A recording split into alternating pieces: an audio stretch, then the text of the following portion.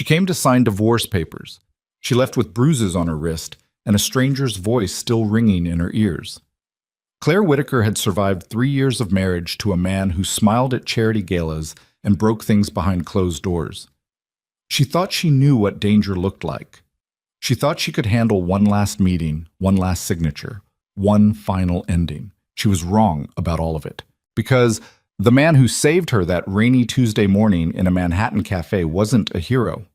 He was something far more terrifying than the husband she was trying to escape. And somehow, God help her, that made her feel safe for the first time in years. If this story already has you gripping your seat, hit that like button right now and drop your city in the comments below. I want to see exactly how far this story travels. Now, let's get into it. The rain had been falling since before Claire woke up. The kind of heavy, relentless New York rain that turns taxi windows into smeared watercolors and makes every street corner feel like the edge of something unfinished. She sat at a small table near the back of Fortuna Cafe on West 54th Street with her hands wrapped around a ceramic mug she hadn't touched in 20 minutes, watching the door like she was waiting for a verdict instead of a man. She was, in some ways. The divorce agreement sat in a manila folder beside her elbow, 12 pages. Her attorney had walked her through every paragraph twice, flagged the places where Damien had tried to be clever, made sure Claire understood what she was agreeing to and what she was walking away from. 3 years of marriage reduced to clauses and signatures and the quiet bureaucratic surrender of a shared life. The attorney called it a clean exit. Claire thought that was an extraordinary lie. There was nothing clean about any of this. She had chosen the cafe deliberately, public enough that Damien would behave, crowded enough that she wouldn't feel trapped, familiar enough that the barista behind the counter knew her by order and would notice if anything felt wrong. She had stopped thinking of that kind of calculation as paranoia approximately 18 months ago, when Damien put his hand through a wall 6 inches from her face because she had served dinner 20 minutes late. After that, safety planning stopped feeling neurotic. It started feeling like survival arithmetic. The bell above the cafe door chimed at 11:04 a.m., and Damien Vale walked in. He was objectively handsome, which was something Claire had never stopped resenting. Tall, with dark hair going silver at the temples, wearing a charcoal suit that probably cost more than most people's car payments. He had the kind of face that photographed beautifully, sculpted, symmetrical, constructed for trust. Claire had watched him work that face at fundraisers and investor dinners for 3 years. She knew exactly how hollow it was. He saw her immediately. His eyes moved across the cafe in the practiced way of a man accustomed to scanning rooms for advantage. And when they landed on her, his expression shifted into something that looked almost like warmth. That was the thing about Damien that had taken her longest to understand. The warmth was real. It was just conditional. It existed only as long as she was exactly what he needed her to be. He pulled out the chair across from her without being invited and sat down with the unhurried ease of a man who had never once in his adult life felt unwelcome anywhere. "You look tired," he said. "I'm fine." She pushed the folder toward him. "Your attorney has already reviewed everything. The terms are what we agreed on." He didn't touch the folder. He picked up her untouched coffee instead, looked at it, set it back down. A small, deliberate demonstration. I can touch your things without asking, and there is nothing you will do about it. She recognized the behavior. She had a catalog of it. "I thought we could talk first," he said. "There's nothing to talk about. We talk through our attorneys now. Claire." He said her name the way he always had, with that particular softness that had once made her feel chosen and now made her stomach clench. "We were married for 3 years. We shared a home. I think we can manage one conversation without treating each other like strangers." "I'd prefer strangers," she said. "Strangers don't have a history." Something moved behind his eyes. It was brief, barely visible. A flicker of the thing underneath the charming surface. The actual Damien Vale, who lived beneath the suits and the sculpted jawline and the careful social performance. She had learned to watch for it the way you watch for weather changes in the mountains. Fast pressure drops. Certain kinds of quiet. "You've been spending time with your friend Marta," he said pleasantly, "on the Upper West Side. That little apartment building on 86th, 3rd floor. Claire went very still. "I'm just saying," Damien continued, his voice staying warm, staying conversational, that I hope you're being careful. The city can be dangerous for women who don't have adequate support structures. There it was, wrapped in courtesy, delivered with a smile, but unmistakably what it was, a threat. The most Damien kind of threat, one that allowed him to claim innocence if challenged while landing with perfect calculated precision. Claire made herself hold his gaze. She had spent 3 years learning how not to flinch visibly, how to keep her breathing even, how to offer him nothing that looked like fear, because fear fed something in him that she had never wanted to feed. Sign the papers, Damien. In time. He leaned back in his chair. I've been thinking about the asset division. I feel like my attorney may have been too generous with the settlement terms. Those terms have been agreed to. They're final. Nothing is final until signatures are on paper. His jaw moved fractionally. And I've been doing some research on your little restoration projects. The Callaway contract. The Mercier apartment. I wonder what those clients would think if they heard some things about your professional conduct. Your personal conduct. The cafe noise continued around them. Espresso machines hissing, conversations overlapping, someone near the window laughing at something on their phone. The ordinary human texture of a Tuesday morning in Manhattan, completely indifferent to the small, precise violence happening at the corner table. You don't have anything, Claire said. Her voice stayed level. She was proud of that. I have photographs, he said simply. I have a very motivated private investigator, a great deal of patience, and the phone number of Marcus Calloway's very traditional, very easily scandalized wife. He smiled. I'm not trying to be unpleasant, Claire. I'm just suggesting that we revisit the settlement terms before either of us does something we regret. Her hands, under the table, had gone cold. Her heart was hitting the inside of her chest with the kind of rhythm that meant her body understood the danger even when her brain was still trying to stay rational. She had prepared for this. Her attorney had warned her it might happen, told her to stay calm, told her to say nothing and let the legal process handle it. She had rehearsed exactly what she would do if he tried to renegotiate through intimidation. What she had not prepared for was the Italian. Damien leaned forward, dropping his voice, and switched languages mid-sentence without warning. It happened fast. A single fluid shift from English into rapid, low Italian, the words coming in a tight, quiet torrent directly at her. She understood fragments. Her Italian was conversational at best, learned during a study abroad semester a decade ago, and whatever he was saying was moving too fast and too quietly for her to catch completely. But she caught enough. Car. Brake lines. Marta. A phrase that sounded like it described something happening to a person. Not quickly. Claire felt the color leave her face. She understood now that the conversation was not about renegotiating settlement terms. The settlement terms were a pretense, a surface argument constructed to justify the meeting, to get her sitting across from him in public while he delivered a message he could later deny having sent. He had done this kind of thing before.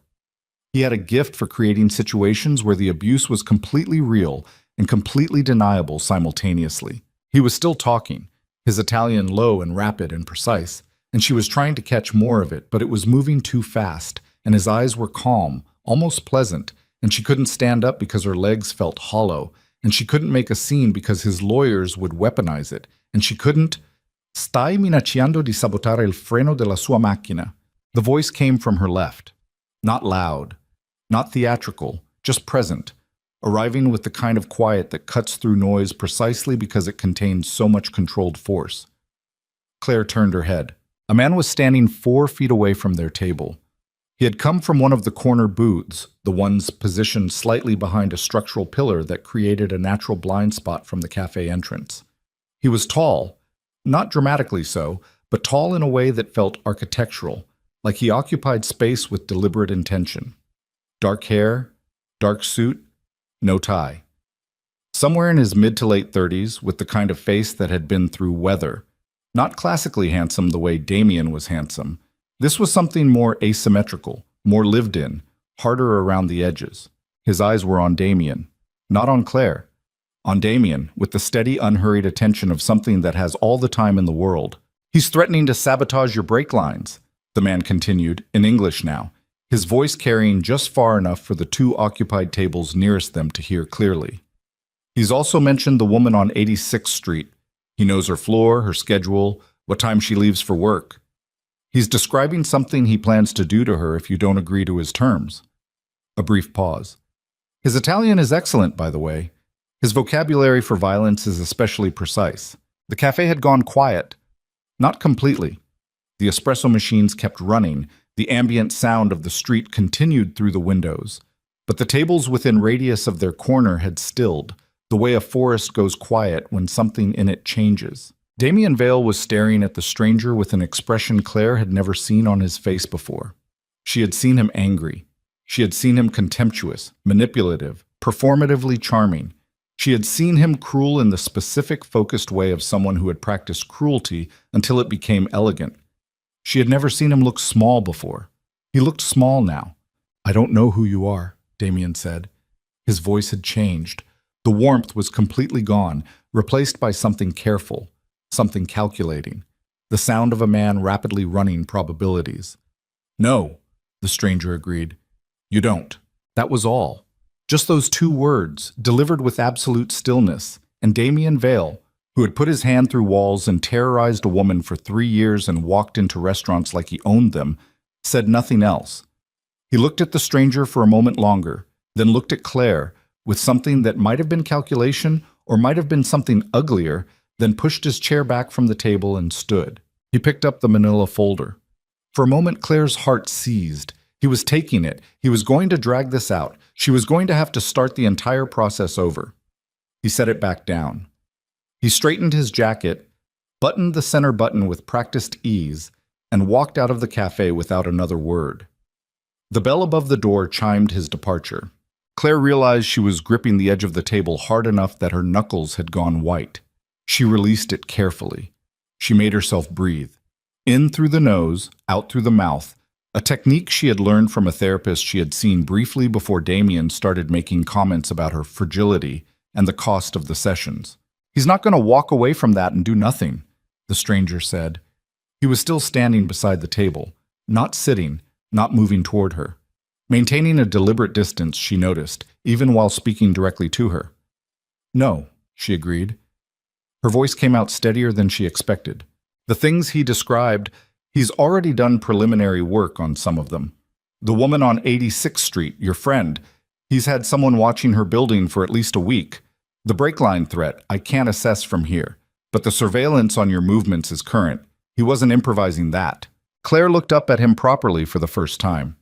He was watching her with an attention that wasn't intrusive but was very complete. The way a person watches something they are making a serious decision about.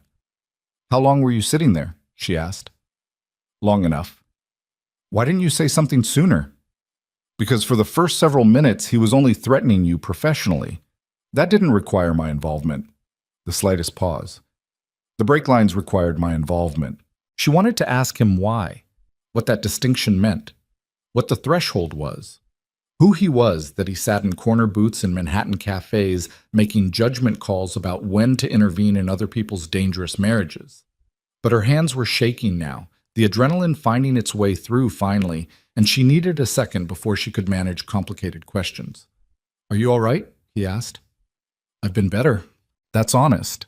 He reached into the inside pocket of his jacket and produced a business card. He set it on the table in front of her, positioned so she could read it without picking it up. No corporate logo, just a name, Adriano Moretti, and a phone number. "If the situation escalates," he said, "call that number." "And who exactly answers that number?" "Someone who can help you with the kind of problem you currently have." She looked at the card. Clean cardstock, heavy weight, the name embossed rather than printed. "You make that sound very simple." "It isn't simple at all," he said, "but some problems are better handled by people who understand them." He left $300 bills on the table. His coffee, she realized, a cup of espresso sitting half-finished in the corner booth, and walked out through the back of the cafe toward what she assumed was a service exit or a side door, moving with the kind of purposeful, unhurried energy of a man who always knew exactly where the exits were. Claire sat alone at the table for a long time after that. She signed the divorce papers without Damien's signature. Her attorney would handle serving them, would handle whatever came next legally. And she held Adriano Moretti's business card in her hand and read the name 3 times, as if frequency would tell her something about the man it belonged to. Outside, the rain kept falling. That night, sitting in her friend Marta's apartment on the Upper West Side with the deadbolt thrown and the chain engaged, Claire told Marta everything. The Italian, the brake lines, Marta's name, her floor, her schedule, the stranger in the corner booth who had intervened with the calm of a man who was not remotely afraid of Damien Vale. Marta, who was practical above all things and had been telling Claire to leave Damien for 2 years before Claire finally listened, said, "You need to call that number. I don't know who he is." "You don't know who Damien is either, and you married him," Marta said flatly. "Call the number." Claire slept badly. She dreamed about Italian she couldn't understand, about a voice cutting through noise with the precision of a scalpel, about a pair of eyes that watched her with the kind of complete, unhurried attention that made her feel simultaneously seen and terrified. She called the number in the morning. It rang twice. Then, "Moretti?" Just his last name. Not a greeting, not a "how can I help you?" Just the name, stated with the same quiet certainty that everything else about this man seemed to carry. "This is Claire Whitaker," she said, "from the cafe yesterday." A brief pause. "I know who you are." Something about that should have alarmed her. Probably it should have alarmed her very much. "I want to know what you meant when you said you could help with my kind of problem." "I meant exactly that." "That's not an explanation." "No," he agreed. "An explanation requires a conversation. Are you available this afternoon?" She came to his townhouse on East 67th Street at 2 o'clock, which was earlier than he had suggested and 15 minutes before the time she had confirmed, because she had learned a long time ago that arriving early to unfamiliar places told you things about them that arriving on time never did. She stood on the sidewalk for a moment and looked at the building. It was remarkable. Or rather, it had been remarkable once, and was currently remarkable in the way that ruins are remarkable, through the visible evidence of what they once were. An 8-story limestone townhouse, probably built in the 1880s, with the kind of elaborate facade detailing that required master craftsmen and enough money not to care what anything cost. Arched windows, intricate cornices, a pair of stone urns flanking the entrance stairs that had probably once held elaborate plantings, and now held nothing but weather damage and ivy gone leggy and unmanaged. The building was clearly occupied. The front door looked recently maintained, the windows were intact, there were lights visible on the upper floors, but everything about it communicated a kind of accelerating neglect, like a very expensive thing that had been allowed gradually and then all at once to start coming apart. She rang the bell at 1:47 p.m. The door was opened not by Adriano Moretti, but by a woman in her 60s with silver-streaked hair pinned back severely and the expression of someone who had long since exhausted her tolerance for nonsense. She looked at Claire with the efficient assessment of a person who had been evaluating people at this door for years. "Ms. Whitaker," the woman said. It was not a question. "Yes. Mr. Moretti is expecting you. This way." The interior stopped her at the threshold. She was a restoration architect. She had spent 15 years rebuilding things that had been allowed to deteriorate, finding the integrity beneath the damage, coaxing the original design back into visibility. She had walked into hundreds of distressed buildings. She had learned to see through the surface damage to the bones underneath, to read the language of neglected architecture the way some people read weather. This building spoke to her immediately and urgently. The entrance hall was extraordinary, or had been. Marble floors in a geometric pattern, black and white, cracked in places but still present, still telling the story of the craftsmen who had laid them. A central staircase of carved mahogany, the banister interrupted in 2 places where sections had been removed or had broken away, but the remaining sections still showing the extraordinary delicacy of the original carving. Plaster medallions on the ceiling, intact in some places, missing entire sections in others. Dusty chandeliers wrapped in plastic sheeting. The damage was real and significant, but beneath it, the bones were magnificent. Claire was so busy reading the architecture that she almost walked into Adriano Moretti, who was standing in the doorway of what appeared to be a library off the main hall, watching her take inventory of his ceilings with an expression she couldn't immediately categorize. "You're early," he said. "I'm always early." She pulled her attention from the plaster medallions with visible effort. "Your building is extraordinary. It's a disaster. Those aren't mutually exclusive." She looked back up at the ceiling.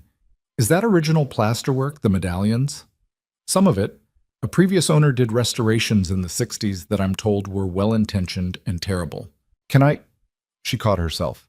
She was here for a specific reason, involving a dangerous ex-husband and the need for help she didn't fully understand yet, and she was standing in a stranger's entrance hall asking to examine his plaster. Sorry, force of habit. Don't apologize. He stepped back from the doorway. Come in. The library was a room in the middle of becoming something else. Stacks of architectural drawings on the desk, paint samples taped to one wall in an organized grid, a folding table covered in contractor bids and material specifications. It was a working room, not a showroom, and it smelled like old paper and sawdust and the particular dusty, sweet smell of a building that had been holding its breath for a long time. Adriano Moretti in daylight looked different from Adriano Moretti in a rainy cafe. The cafe lighting had smoothed him out somewhat. Here, in the clear afternoon light coming through the tall, grimy windows, she could see the lines around his eyes, the specific kind of tension that lived in his jaw, the faint evidence of a scar along his left temple that disappeared into his hairline. He was lean in the way that looked like it had been earned, not maintained. He was not, she thought, a comfortable-looking person. But then comfortable-looking people had never actually made her feel safe. Sit down, he said, gesturing toward two leather chairs positioned near the fireplace, which was functional, she noticed, with wood stacked beside it and ash in the grate from recent use. I'll tell you what I can tell you. Then you can ask me what you want to ask me. She sat. He sat across from her, ankle crossed over knee, the kind of composed posture that wasn't practiced so much as structural. It seemed to just be how he occupied space. Your husband, ex-husband, she said, a fractional pause. Your ex-husband has a private investigation firm on retainer. The firm has been conducting surveillance on your movements for approximately 3 months. I became aware of this 6 weeks ago. Claire felt the familiar cold drop in her stomach. How did you become aware of it? Because the firm he's using occasionally operates in areas that overlap with my interests, and I make it my business to know what they're working on. He said it with the same tone someone might use to describe a mundane professional overlap, like knowing the projects of a firm in a shared office building. She heard what wasn't being said. She filed it without comment for now. What have they been telling him? Your schedule? Your regular locations? The address on 86th Street? The names of your current clients? The address of your office? A pause. Whether you're seeing anyone? The last item landed with a particular weight. He doesn't have any right to that information. No, he doesn't. Moretti's voice was unchanged, but something moved behind his eyes briefly. That isn't stopping him from collecting it. What do you want from me? She asked directly. Because you didn't come to that cafe by accident, and you didn't give me your card because you feel a general obligation to help strangers in distress. And you're not telling me this because it's free. So what is this? He looked at her for a moment. It was the same way he had looked at her in the cafe. Complete, unhurried, not invasive, but very thorough. The building needs a restoration architect, he said. It's been needing one for several years. I've met with 11 firms and rejected all of them for various reasons. Your firm has been on a list I've maintained for some time. You're offering me a job. I'm offering you a significant contract. The building is 8 stories, 18 rooms, plus service areas and rooftop terrace. The scope is extensive. The timeline is open. He paused. The compensation would reflect the scope. And the other part? There's no other part. It's a straightforward business arrangement. She stared at him. You just told me my ex-husband has a surveillance team tracking my movements and has threatened to sabotage my car and harm my friend. And your offer is that I come work in your building. Yes. You don't think those things are related? I think the contract stands on its own merits, he said. I also think that working from a base location that has its own security infrastructure, with drivers who can manage your transportation, would address some practical concerns about your current situation. Claire sat with that for a long moment. She was not naive. She had not been naive for a very long time, and whatever naivety she had once possessed had been efficiently removed by 3 years of marriage to Damien Vale. She understood that she was sitting in a room with a man who had appeared at a precise moment in a public space, who knew things about her private investigator situation that required his own intelligence gathering to know, who was now offering her a contract and, incidentally, security arrangements in the same breath. She understood that the word organized probably appeared somewhere in the description of the enterprise that had made Adriano Moretti's money. She also understood that Damien Vale had described cutting her brake lines in a language he didn't know she could partially understand, and that the police had told her, 18 months ago, when she had first tried to report his behavior, that there wasn't enough there to act on. "I'd need to see the full scope of the building," she said finally. "I don't sign contracts without a proper assessment. I'll want access to every floor, all original documentation if it exists. The contractor bids you already have so I can evaluate what's been proposed." "Of course. And I have conditions about how the work is managed. I run my own site. I make the design decisions. I don't work for clients who micromanage." "Understood. I also need to think about this for 24 hours. He nodded once, as if this was exactly the response he had expected. 24 hours. She stood. He stood with her. Old-fashioned, not performative, just a reflex of some kind. She picked up her bag and walked toward the library door, then stopped. "In the cafe," she said, without turning around. "You said you'd been sitting there long enough. Long enough to do what exactly? Long enough to decide whether you were going to intervene?" A pause. "Long enough to understand the situation. And if you had decided not to intervene, what would have happened?" "I don't know," he said, which was the most honest answer he had given her so far. "I made the decision I made." She left without asking him why. She spent 24 hours thinking about it, which mostly meant pacing Marta's apartment, calling her attorney to describe the meeting without exactly explaining who Adriano Moretti was, and standing at the window watching the street below in the way she had learned to watch streets, noting who was parked where, what moved, what stayed still. She noticed the black SUV that had been across the street when she arrived at Marta's building was gone by evening. She also noticed that the person she had vaguely registered near the corner coffee cart, nondescript, slightly too still, was gone the same time. Damien's surveillance. She was almost certain of it now. The next morning, she called the number again. "I'll take the contract," she said. "I'll come by Thursday to start the assessment." There was a pause on the line that lasted approximately 2 seconds and might have meant nothing. "Thursday?" he said. "Good." She arrived Thursday with her measuring equipment, her camera, her notebook, and her laptop loaded with every architectural database and reference resource she regularly used.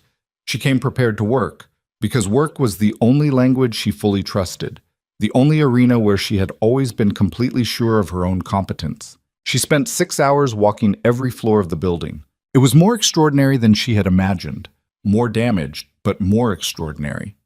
There were rooms she stopped in for long minutes just to understand what she was looking at. An upstairs sitting room where the original silk wall coverings were still present, faded nearly to nothing but present, the pattern still visible under raking light. A master bath with intact original tile work, hexagonal Carrara marble, improbable survivor of a century of weather and neglect. A rooftop terrace with views of the Manhattan skyline in every direction. The ironwork railing eaten with rust, but the layout intact. The bones of something that had once been someone's idea of paradise, still readable beneath the weather damage. She found Adriano Moretti on the top floor late in the afternoon, standing in a room that had been stripped to the studs, looking out a window at the skyline turning orange with the falling sun. He had his jacket off, his sleeves rolled to the elbow, which was the first time she had seen him without the full armor of the suit. She noticed the scar on his left forearm that matched the one on his temple, parallel lines that spoke of something specific and deliberate. He heard her come in and turned. "Well," he said. "It's going to take 2 years minimum," she said. "If you want it done right." "I want it done right. The budget conversations will be uncomfortable. Money isn't the obstacle." She looked at him across the bare, stripped room with the skyline going gold behind him, and the smell of old wood and plaster dust in the air, and something that had been tight in her chest for 3 years, maybe longer, maybe since before Damien, maybe since she had first learned that safety was something you had to construct and maintain and could lose without warning. Something in that tight place shifted very slightly. "Then we have a deal," she said. She drove herself home that night. Halfway down the FDR, she noticed the black SUV that had been behind her for 7 blocks. She noted the plate. She called the number from memory. "There's a car following me," she said. Black SUV, partial plate Lima Kilo 4. I see it, he said immediately. The cold surprise of that, I see it, present tense, immediate, landed in her stomach before she could process it. Are you? She checked her mirror again, saw nothing that looked like protection, saw only the ordinary chaos of Manhattan traffic. Where are you?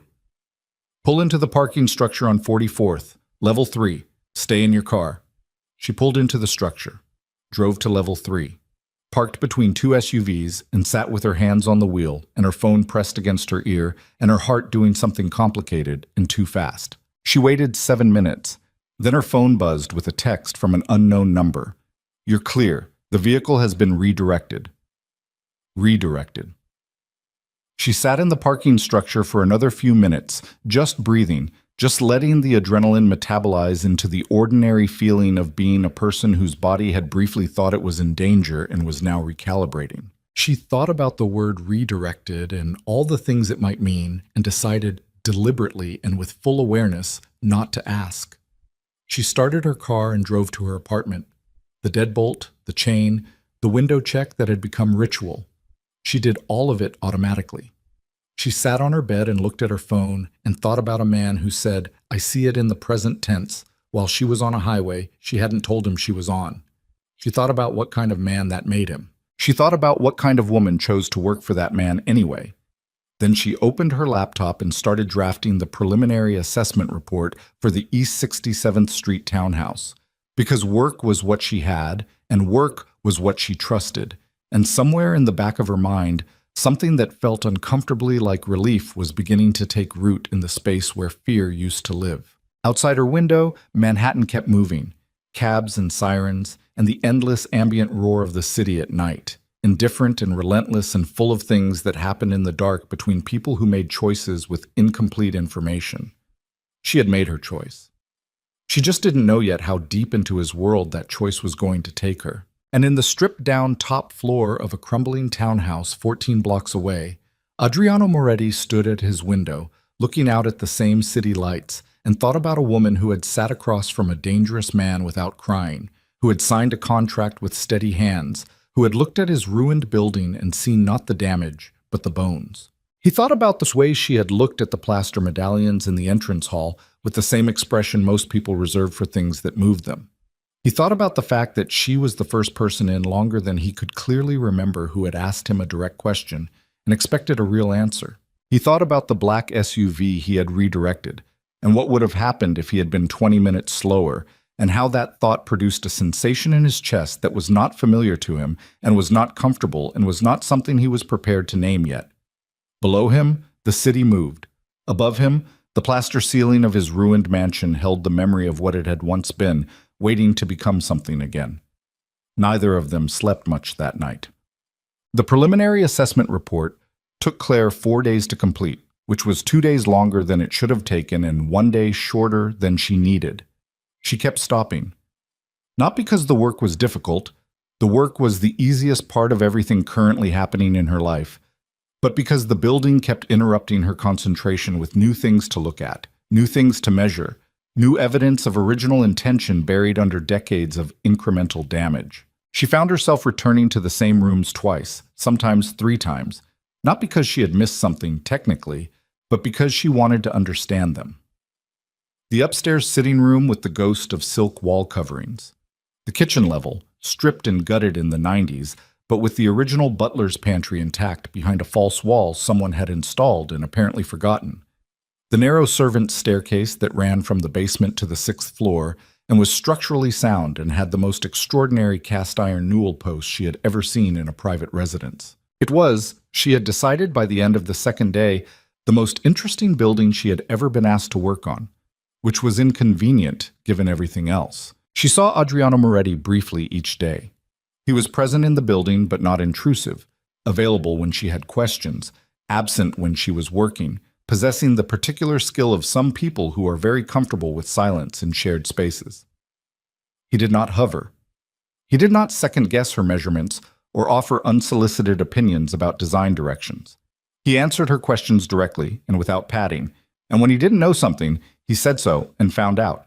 He was, professionally, almost exactly what she would have designed in a client, if she could have designed one. She was aware that this was itself a kind of information. On the fourth day, she sat across from him in the library with her laptop open and the preliminary report on screen and walked him through her findings section by section. He listened without interrupting. He asked 3 questions, all of them specific and technically informed, which told her he had done his own research at some point.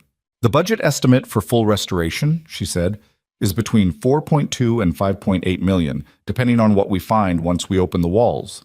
That range could shift in either direction. All right, that's a very large number. I'm aware of what it is. Some clients hear it and decide to do partial restoration. Prioritize the public rooms, leave the service areas utilitarian. I want to make sure you understand the full scope before we commit to a direction. He looked at her steadily. I want the full building restored, every floor, every room, including the servants' staircase. She blinked. You noticed the newel posts? I noticed you spent 40 minutes on that staircase yesterday morning. She felt her face do something she hadn't intended it to do. She looked back at her screen. The servants' staircase is structurally sound and the ironwork is exceptional. It would be a significant loss to... I just said I want it restored. Right. She closed her laptop. Then we have a direction. He poured 2 glasses of water from a carafe on the desk. He had a habit, she had noticed, of managing small practical things himself rather than calling for his housekeeper, Elena, to do them, and pushed one toward her side of the desk. The car that followed you Thursday, he said, without any transitional setup. The firm that runs it has been paid through the end of the month. After that, the contract with your husband becomes significantly more difficult for them to service. Claire felt the stillness that settled over her whenever he said something that she had to sit with for a moment. You're telling me you interfered with Damien's surveillance contract. I'm telling you that the firm's operating environment has become more complicated. That's a very elegant way of saying something quite specific. He met her eyes without shifting. Yes, she should have pushed back on this. She should have said something about boundaries, about the fact that she was a grown adult who could manage her own problems, about the fact that accepting this kind of help created a debt structure she didn't fully understand yet. She had the speech ready. She had given versions of it to herself in the mirror that morning. Instead, she said, "What about Marta? Someone drives past her building twice daily. If that changes, you'll be told." The water glass was cold in her hand. She set it down. I haven't agreed to any of this. No. You did it anyway. Yes. She looked at him for a long moment. His expression was even, patient, carrying none of the defensive energy that most people produced when they had done something that might be criticized. He looked like a man who had made a considered decision and was prepared to explain it once if asked, but would not apologize for it. Why? She asked. He was quiet for a moment, not the quiet of someone choosing a lie. She had been married to a man who chose lies, and she knew what that silence sounded like. This was the quiet of someone deciding how honest to be. Because the situation required it, he said, and because I was in a position to address it. That's not a complete answer. No, he agreed. It isn't. She waited. He didn't offer more. She decided for now to leave the incomplete answer where it was. She moved into the townhouse 11 days later. It was not her idea, initially. Adriano raised it as a practical suggestion. The commute from her apartment in Brooklyn was adding 90 minutes to her daily site work, and the building had a fully functional guest suite on the 4th floor that was better appointed than most apartments in the city. She could work longer hours, manage the contractors more effectively, save the commute time for actual restoration decisions. All of that was true. She knew it was true. She also knew that 3 days before he raised the suggestion, Damien had appeared outside her Brooklyn building at 11 p.m. She had seen him from her 3rd floor window, just standing on the sidewalk across the street, looking up. Not doing anything, just standing there, letting her know that he knew where she was, that the removal of the surveillance firm had not removed him, that he was capable of managing his own watching. She had called the number. Adriano had answered on the first ring. By the time she looked out the window again, Damien was gone, and she didn't know what that meant or how it had happened and had felt, simultaneously, deeply relieved and deeply unsettled by her own relief. She moved into the 4th floor guest suite on a Tuesday with 2 suitcases and her work bag and a box of reference books that Elena received at the door with the expression of a woman who had been expecting this development for some time. The suite was beautiful in the quiet, undramatic way of rooms that had been arranged by someone with genuine taste rather than money-performing taste. A four-poster bed with linen the color of old cream, built-in bookshelves that someone had actually filled with real books, not decorative books. Windows that looked out over the back garden, which was overgrown and lovely in the way that overgrown gardens get when they've been left alone long enough. She unpacked with the efficient speed of a person who had learned not to accumulate things that were difficult to leave behind. She was done in 40 minutes and stood in the center of the room and thought about the fact that she was living in a building owned by a man she had known for less than 3 weeks, whose source of income she had not directly addressed, whose interventions in her life she had accepted without full disclosure of cost. She thought about what her therapist, the one she had seen briefly before Damien started making it difficult, would have said about the decision-making process that had led her here. She thought about Damien on the sidewalk at 11 p.m., looking up at her windows. She went to work. The first week in the building established patterns quickly. Claire started work at 7 and rarely stopped before 8 in the evening. Contractors arrived at 8 and departed at 5. The hours between 5 and 8 were her favorite, when the building belonged to its own sounds, settling wood, the particular silence of old masonry at rest, and she could walk the floors and think without managing anyone. Adriano was present in the building most mornings and some evenings. He worked in the library. She could hear him through the floor sometimes, the low rumble of a voice on a phone call, occasionally visitors she heard but never saw. He ate dinner in the building most nights, and twice that first week Elena appeared at the library door at 7:30 to say that dinner was ready and to ask if Ms. Whitaker was joining. The first time Claire said yes mostly because she was hungry, and it was easier than going out. The second time she said yes because the previous dinner had been unexpectedly good and the conversation had been unexpectedly comfortable, which was a state she had not associated with dinner in years. They ate at the long table in the partially restored dining room by candlelight because the electrical work on that floor wasn't complete yet, and this created an atmosphere that was entirely accidental and slightly absurd. Tapered candles in century-old silver holders, good wine, a dining room that was half scaffolding and half grandeur, and the two of them at one end of a table built for 14. He asked her about her work, not in the polite, passing way that people asked about work to seem interested. He asked specifically, following up on things she said, remembering details from previous conversations, building a picture of how she thought about the relationship between original design intention and contemporary intervention. She asked him about the building's history, which he knew in detail, going back to the original owner, a shipping magnate who had commissioned it in 1887. He told her the history of the building without making it feel like a tour, moving through decades with the ease of someone who had spent real time with the material. "You care about it," she said one evening, slightly surprised by the realization. "It belonged to my grandfather," he said, "and his father before him. The family acquired it in 1923. A pause.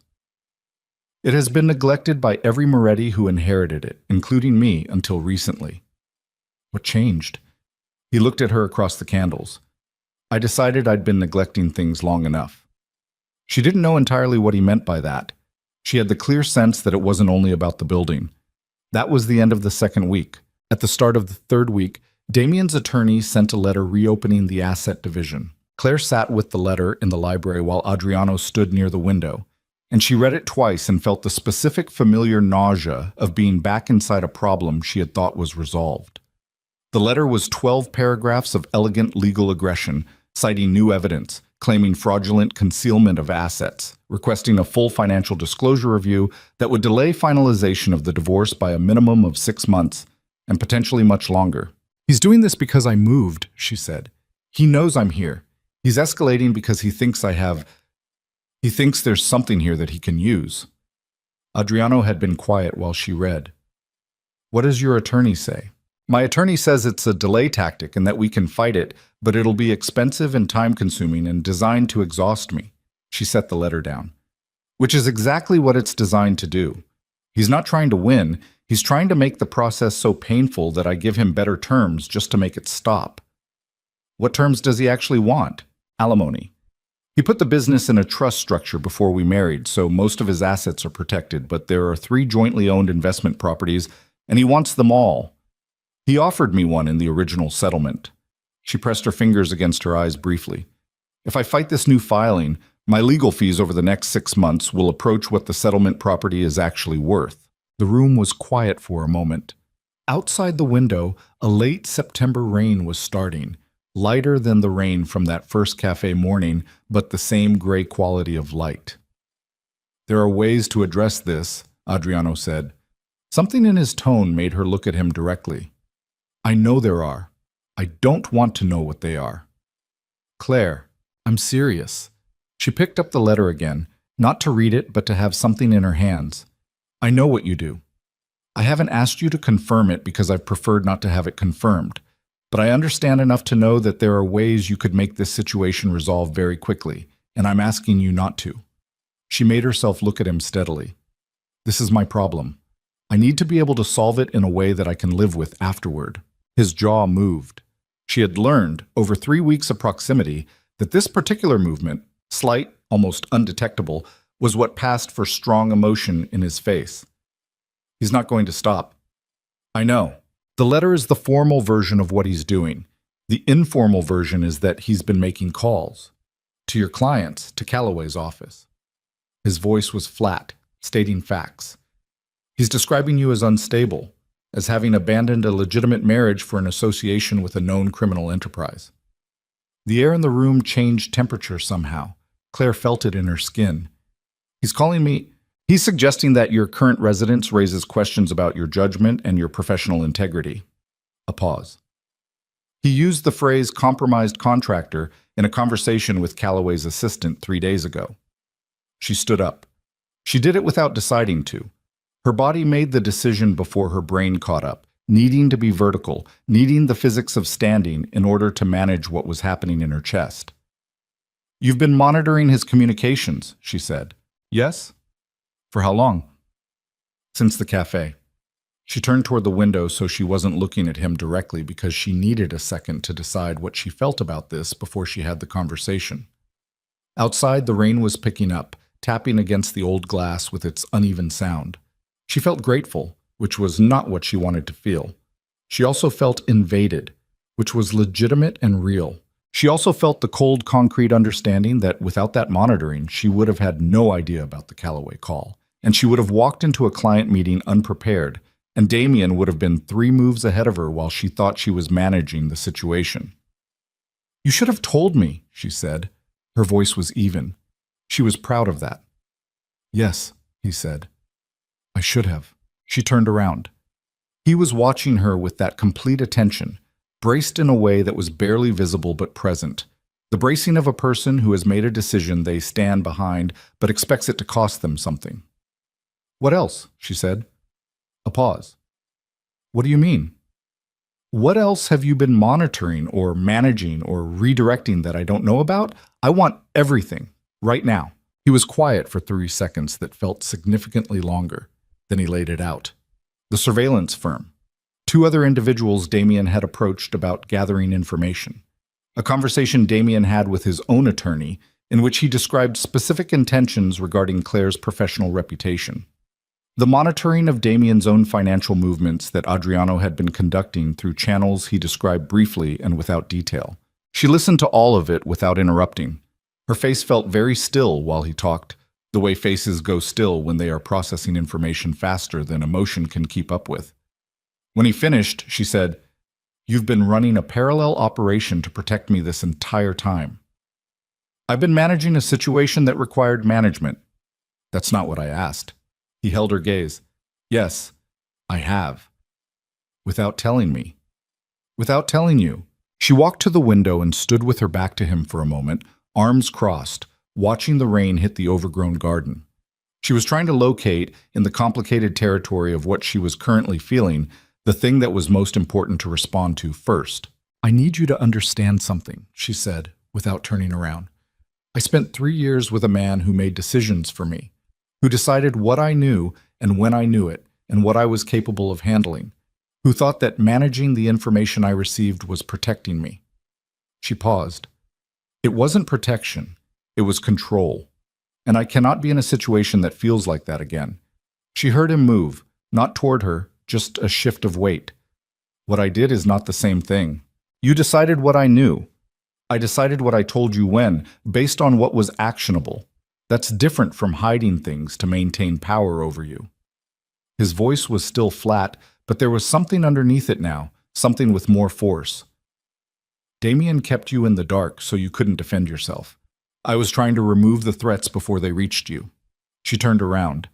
"And you don't see any problem with how similar those justifications sound?" He looked at her for a moment. His jaw did the thing. "Yes," he said.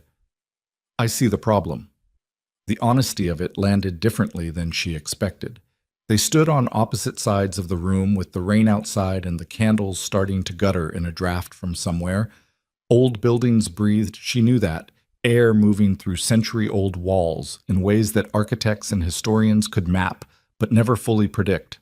"I need you to tell me things," she said, "when they're happening, not after you've already handled them. I need to be in the decisions." "All right. I mean it. I understand what you mean." She studied him. He was not a man who made promises easily. She had learned that about him in 3 weeks of proximity, that his statements tended to be measured, that he said less than he meant and meant exactly what he said, which meant that all right from him was not a dismissal or a placation. She let out a breath. "The Calloway situation. I need to handle that myself. I need to call Marcus directly before Damien's version of events becomes the dominant narrative." "Agreed. And I need my attorney to respond to the letter immediately, aggressively. I'm not going to let him drag this out." She picked up the letter from the desk. "If it costs me more than the settlement property is worth to fight it, then I'll let the property go and take the financial hit, but I will not give him the settlement he wants. I won't." "That's the right call," Adriano said. She looked at him. "You've been carrying the situation for weeks," she said, and it wasn't quite a question. "Making decisions, managing outcomes, running surveillance on a man who threatened my life." She paused. "How many other situations are you managing right now?" A silence that had specific texture. "Several." "Does that—" She stopped, started again. "Is this what your life looks like, all the time?" He looked at her with an expression she couldn't entirely read. "More or less." "How do you live like that?" He was quiet for a moment.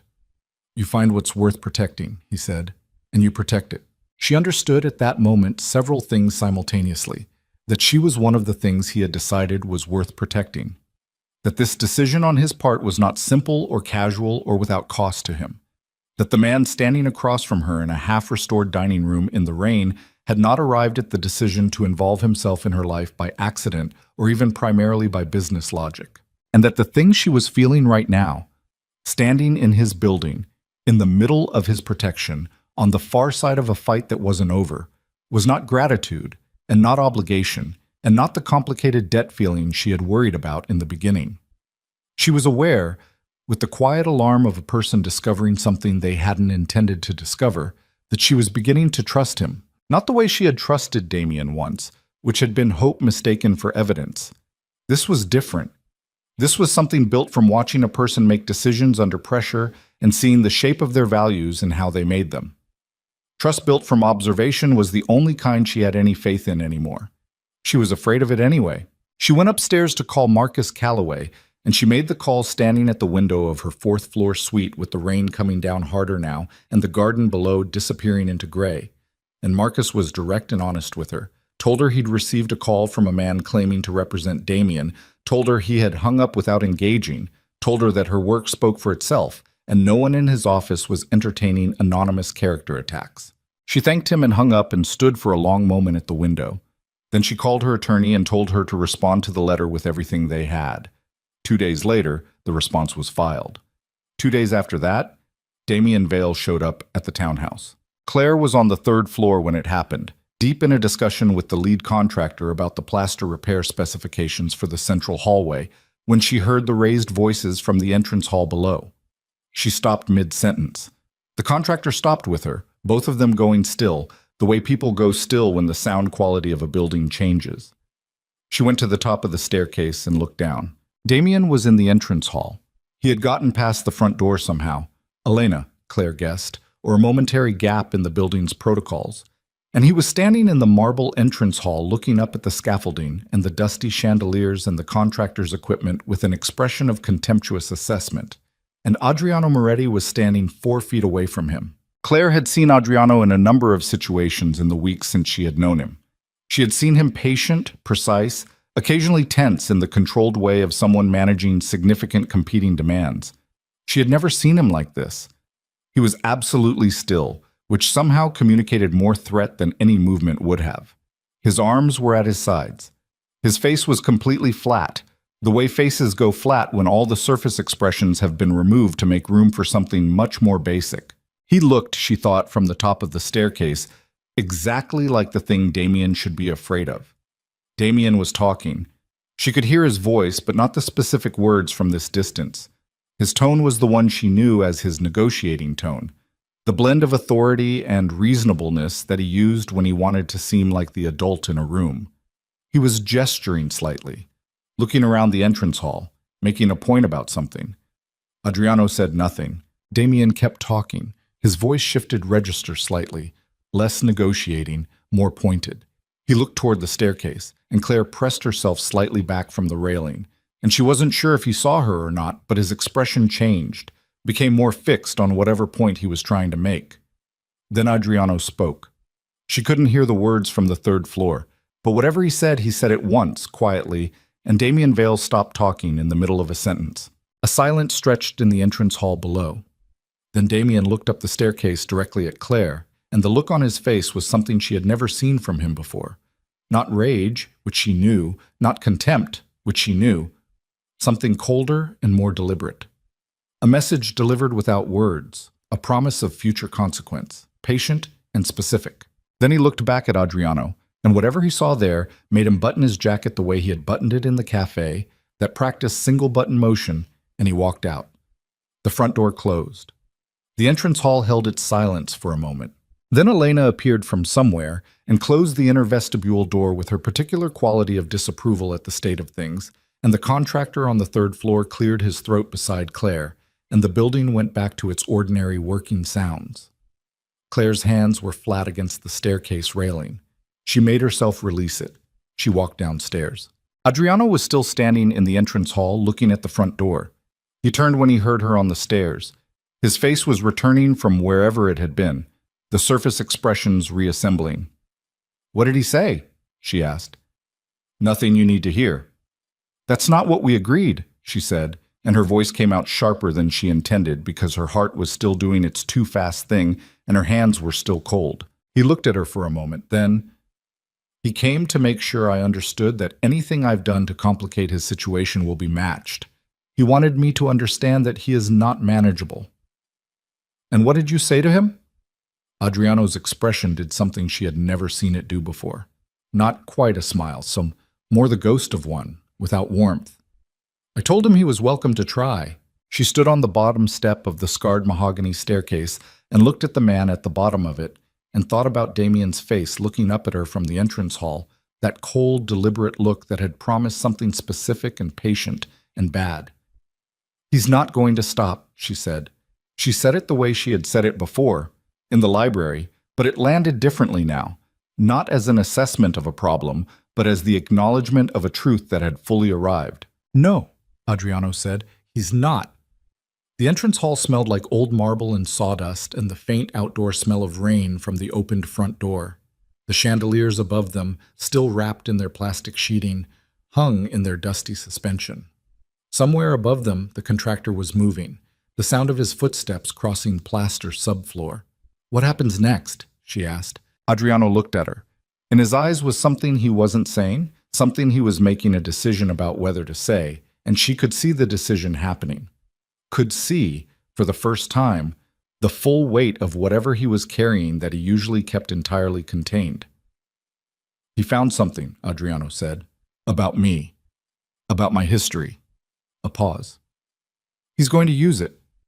The temperature of the room seemed to drop slightly. What did he find? Adriano was quiet for a moment that had significant weight. "Everything," he said.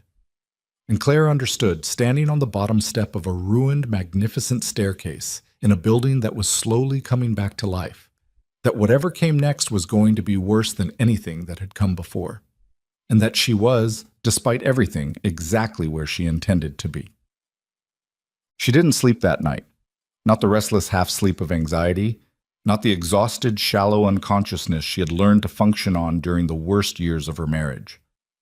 Full insomnia, lying on her back in the four-poster bed, staring at the ceiling plasterwork she had already cataloged and measured, and could now trace from memory in the dark, her mind running the same loop with the persistence of something that had decided this problem was more important than rest. Everything. He had found everything. She turned that word over and over. It was a specific word. Adriano had chosen it deliberately. He was not a man who reached for imprecision, which meant it was not exaggeration, not anxiety producing a worst-case estimate. It was a statement of actual fact. Damien Vale, who had the money and the patience and the motivated cruelty to dig until he found what he was looking for, had found everything there was to find about Adriano Moretti. And Adriano, who had looked at her after saying it with the expression of a man lowering a very heavy thing he had been carrying alone for a long time, had not told her what everything meant. She had asked. He had said, "Tomorrow. Let me make some calls tonight." She had accepted that because she could see he needed the hours, and because she was honest enough with herself to acknowledge that she was not entirely sure she was ready to hear it yet. There was a version of tomorrow's conversation that would require her to make decisions she wasn't prepared for tonight, standing on a staircase with her hands still cold from watching Damien look up at her like a man marking a target. So she lay in the dark and traced ceiling plaster and waited for morning. He was already in the library when she came downstairs at 6:45. The room smelled like coffee and the particular staleness of a space where someone has been working through the night. A quality of used air, papers rearranged, the faint acidity of concentration. He was at the desk with his jacket off and his sleeves rolled, which she had come to understand as his working state, and there were 3 stacks of documents in front of him that had not been there yesterday. He looked up when she came in. His face was tired in the specific way of someone who had not slept but had been productive rather than just wakeful. There were shadows under his eyes that she hadn't seen before. "Sit down," he said. Not unkindly, just direct. She sat in the chair across the desk. Elena appeared with coffee without being asked, set 2 cups down, and left with the efficiency of a woman who had learned when rooms required her absence. Adriano looked at the coffee, then at Claire. He had the posture of someone organizing a significant amount of information into a linear sequence, deciding where to begin. "My family," he said, "has been involved in organized crime in New York since 1931. My great-grandfather established the initial enterprise. My grandfather expanded it. My father inherited it and ran it until he died 12 years ago." A pause. "I inherited it at 31. Claire held her coffee cup and said nothing. She had known this, in the structural way that you know something you have chosen not to examine directly. Hearing it stated was different. It had weight and texture that the unexamined version didn't. The current operation involves approximately 40 people in direct employment and a significantly larger network of affiliated enterprises. Import, construction, waste management, several legitimate businesses that function as they appear to function, and several that don't." He was watching her face while he said this, not defensively, but with the attention of someone monitoring for the specific kind of response that would end the conversation. "I have been investigated by federal authorities 4 times. I have never been charged. This is partly because my attorneys are excellent, and partly because the investigations have consistently lacked the witness cooperation required to build a prosecutable case." "Why haven't they had witness cooperation?" she asked. She knew the answer. She needed to hear him say it. "Because people who might testify understand the personal cost of doing so," he said evenly. "And because I have spent 12 years ensuring that the direct evidence connecting me to specific operations is managed carefully." She set down her coffee cup. "When you say managed, I mean that I am not stupid, and I am not careless." He held her gaze. "I have not personally committed the acts of violence that the people who work for me have committed. I have given orders that resulted in those acts. That distinction matters legally. It does not particularly matter morally." The last sentence arrived with a flatness that told her he had thought about this, repeatedly and seriously, without the comfort of self-justification. "What did Damien find?" she asked. Adriano turned one of the document stacks toward her. A federal investigation that was closed 18 months ago. It concerned a specific contracting arrangement in the construction sector, bid manipulation, payments to union officials, 2 instances of property destruction that discouraged competing bids. He paused. One of those instances resulted in a fire. The building was unoccupied. No one was hurt. The investigation closed when the key witness withdrew cooperation. She looked at the documents without touching them. And Damien has this. He has a copy of the investigative file. I don't yet know how he obtained it. That's under review. The file contains enough to make my life extremely complicated if it reaches the right people. He paused. Or the wrong people. He's going to use it to threaten you into withdrawing your... She stopped. He wants you to stop protecting me. He wants more than that. Adriano's voice was unchanged, but his jaw had the tightness she recognized. He's proposing a specific arrangement. He withdraws the divorce complications, stops the surveillance, and the file remains private. In exchange, I remove my involvement from the situation entirely and confirm, through my attorney, that I have no ongoing relationship with you. Claire heard the words and understood them and sat with them for a moment. He wants you to tell him there's nothing between us, she said. He wants me to confirm that you are not under my protection.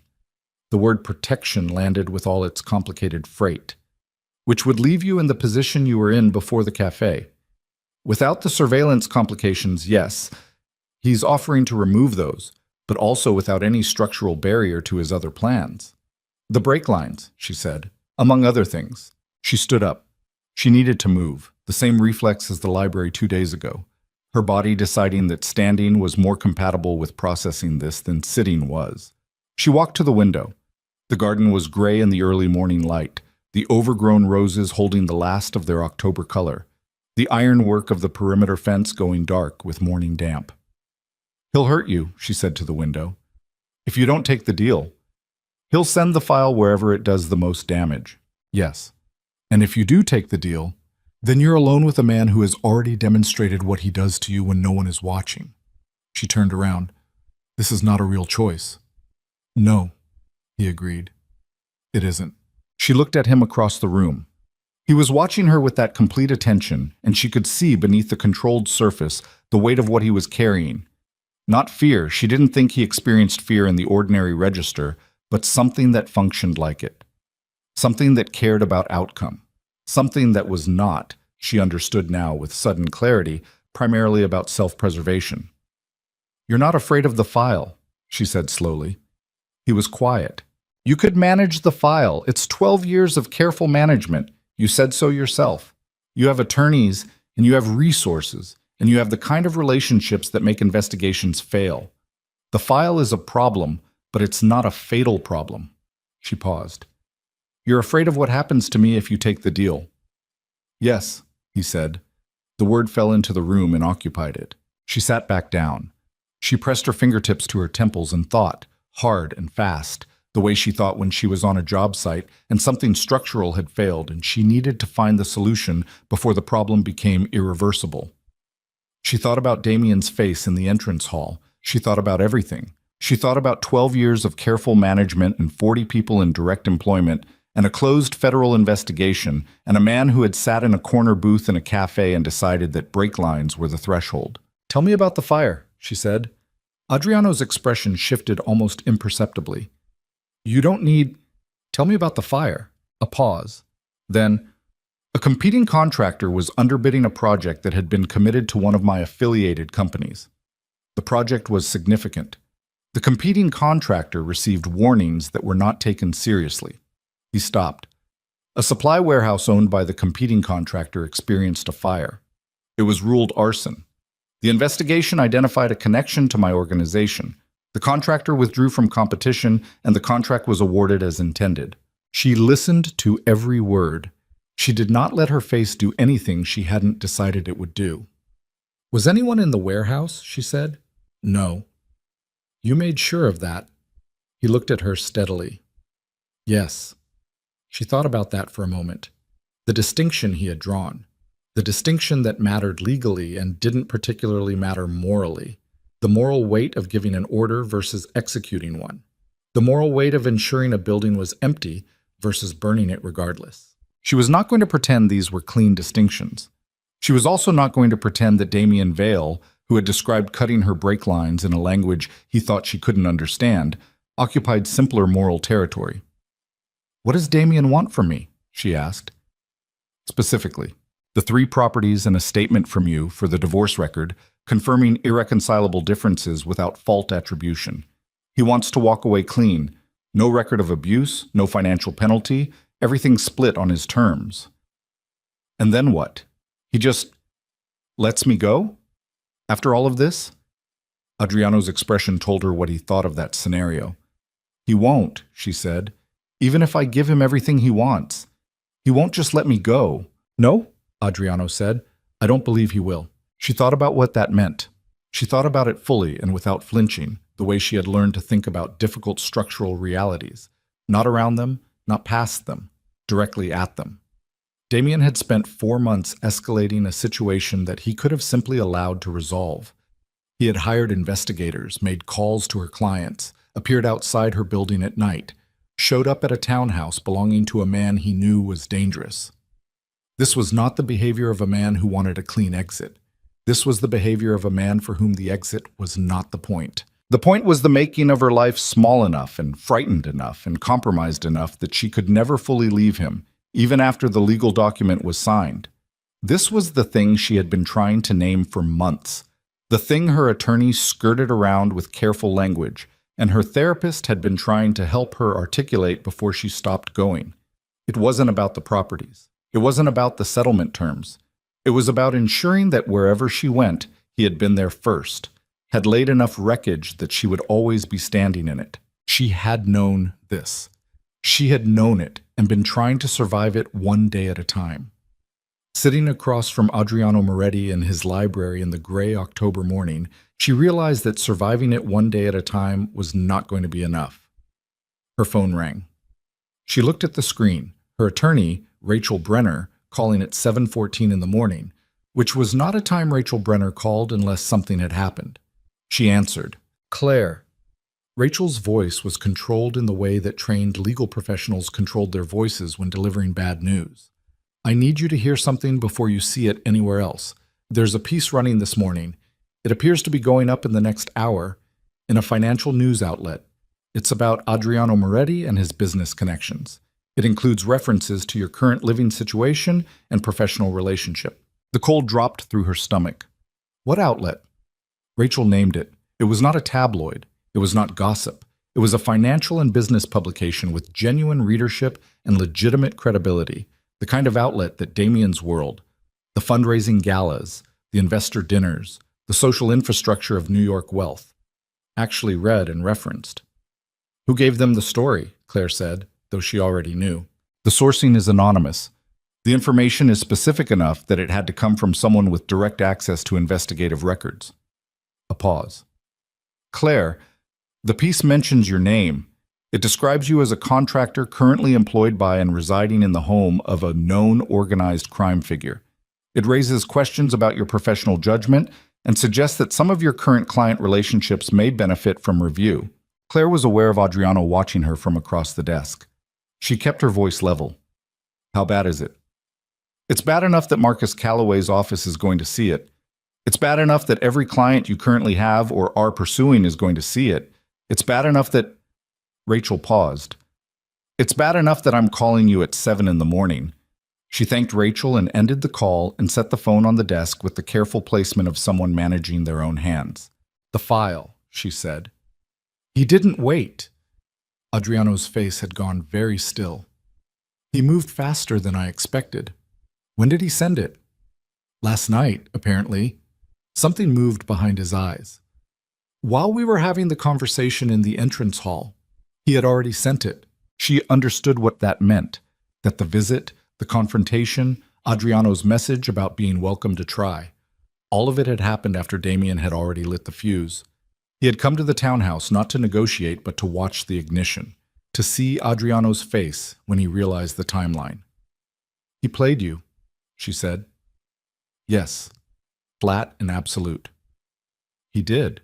She looked at her phone, In 45 minutes, an article was going live that would attach her name to an organized crime investigation and raise questions about her professional integrity to every person in her industry who mattered. The Callaway contract, which was the largest project of her career and the foundation of the next 3 years of her professional trajectory, would be under immediate review. The 3 other active clients she currently had would read the same piece and make their own calculations. She had built her professional reputation over 15 years. She had rebuilt it specifically and carefully over the 3 years of her marriage, during which Damien had consistently undermined her confidence and occasionally her opportunities, and she had rebuilt it anyway, project by project, through the quality of the work itself. In 45 minutes, Damien was going to take a hammer to the foundation of that rebuilding. "Can it be stopped?" she asked. "The piece? No. It's already formatted. Once it's submitted to publication, the outlet's decision is independent." He paused. "I have a call into someone with influence at the outlet. I'm waiting to hear back, but the timeline makes it very unlikely." And the other calls he made, "To my clients, before today. Those are already in motion. I've been monitoring them but not intervening. At your request." There it was. At your request. She had asked him to let her handle her own problems. She had drawn the line about intervention, and she had been right to draw it, for the reasons she had drawn it, and Damien had known exactly what that line would cost her. He had waited for her to establish her own terms and then weaponize them. She stood up again. She walked to the window again. She stood there and looked at the garden and thought about what she was about to lose and made herself look at it directly, the way she made herself look at structural damage directly, without softening it, without hoping it was better than it was, with the full clinical clarity of someone who needed to understand the actual extent of the problem before they could begin to fix it. Her phone buzzed. A text from Marcus Callaway's personal cell, not his office line. She read it. "Heard something may be coming out. Call me before 8. She called him. Marcus Callaway was 62 years old, had built his real estate development company over 30 years, had a traditional manner that she had always found slightly formal but genuinely respectful, and had given her the biggest contract of her career based on a portfolio review in 2 meetings. He answered on the second ring. "Claire," his voice was careful. "I'm going to ask you directly, and I expect a direct answer." "All right." "Are you currently living with Adriano Moretti?" A pause that lasted approximately 1 second. "I'm currently working from the building I've been contracted to restore. I have temporary residency there for the duration of the project, yes." "And is Adriano Moretti connected to organized criminal enterprise in New York?" She looked at Adriano across the room, who was watching her with an expression she couldn't read. "He is a complex figure with complex business interests," she said. "The project I'm working on for him is a legitimate architectural restoration contract." "Claire," Callaway's voice shifted. "I'm going to be honest with you. I've received 2 calls in the past week about your professional judgment. I dismissed them because your work speaks for itself. But if a piece comes out this morning in a credible outlet that connects your name to an organized crime investigation, I am going to be in an impossible position with my board and my investors." A pause. "I need you to tell me this isn't what it appears to be." She thought about all the things she could say, all the ways she could frame it, contextualize it, present the legitimate dimensions of the work and the personal circumstances that had led to the living arrangement and the professional integrity that had never wavered for 15 years. She thought about Damien designing this exact moment, the calls before the article timed to arrive before she could respond, the framing that would make any explanation sound defensive, the audience, Callaway's board, his investors, her other clients, who would read the piece and then read any response she offered through the lens of the piece. "Marcus," she said, "I need 24 hours. A silence. "The piece will be out in under an hour." "I know. I'm asking for 24 hours before you make any decisions about the contract. I will have a response to everything in that article within that time." Another silence. She could hear him thinking, the particular quality of silence a careful man produces when he's running risk calculations. 24 hours, he said finally. "But Claire, this is the kind of thing that has a life of its own once it starts. You understand that?" "I understand." She ended the call. She set the phone down. She looked at Adriano. "I need to know everything," she said. "Not the version you've decided I can handle. Not the version that protects me from the details. Everything about your operation, your exposure, your current legal status, and what Damien actually has versus what you think he has. She paused. Because whatever I do in the next 24 hours, I need to be doing it with complete information. He looked at her for a moment. Something shifted in his face, not dramatically, just a slight adjustment of the layers, something underneath becoming briefly visible. That's going to be a long conversation, he said. Then we'd better start. They were 40 minutes into it when Elena knocked and opened the library door with the expression she reserved for emergencies, which was identical to her expression for everything else except for a specific tightness around her eyes. There's a man at the door, she said. He says he's a federal agent. He has a badge. A pause. He says he has a warrant. The room went completely still. Claire looked at Adriano. His face had closed in a way she had never seen. Not the controlled evenness she had become familiar with, but something harder, something that had shut all the way down. He was on his feet before Elena finished the second sentence, and in the movement from chair to standing, she saw, for the first time, the full physical reality of who he was. Not the restoration project client, not the man who ate dinner by candlelight and asked thoughtful questions about architectural intention, but the other thing, the thing that lived beneath all of that and had built this empire and given the orders and ensured the buildings were empty. Elena, he said, show him into the front room. Tell him I'll be there in 2 minutes. Elena left. He looked at Claire.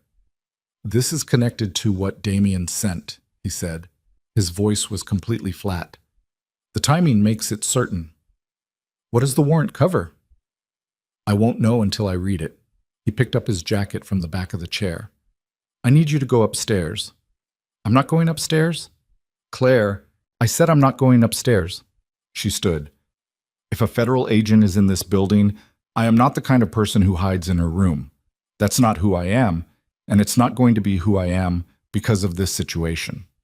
He looked at her. In his eyes was something that was neither argument nor agreement, an assessment, rapid and complete. Then stay in this room, he said. Don't come into the front room unless I ask you to. She stayed in the library.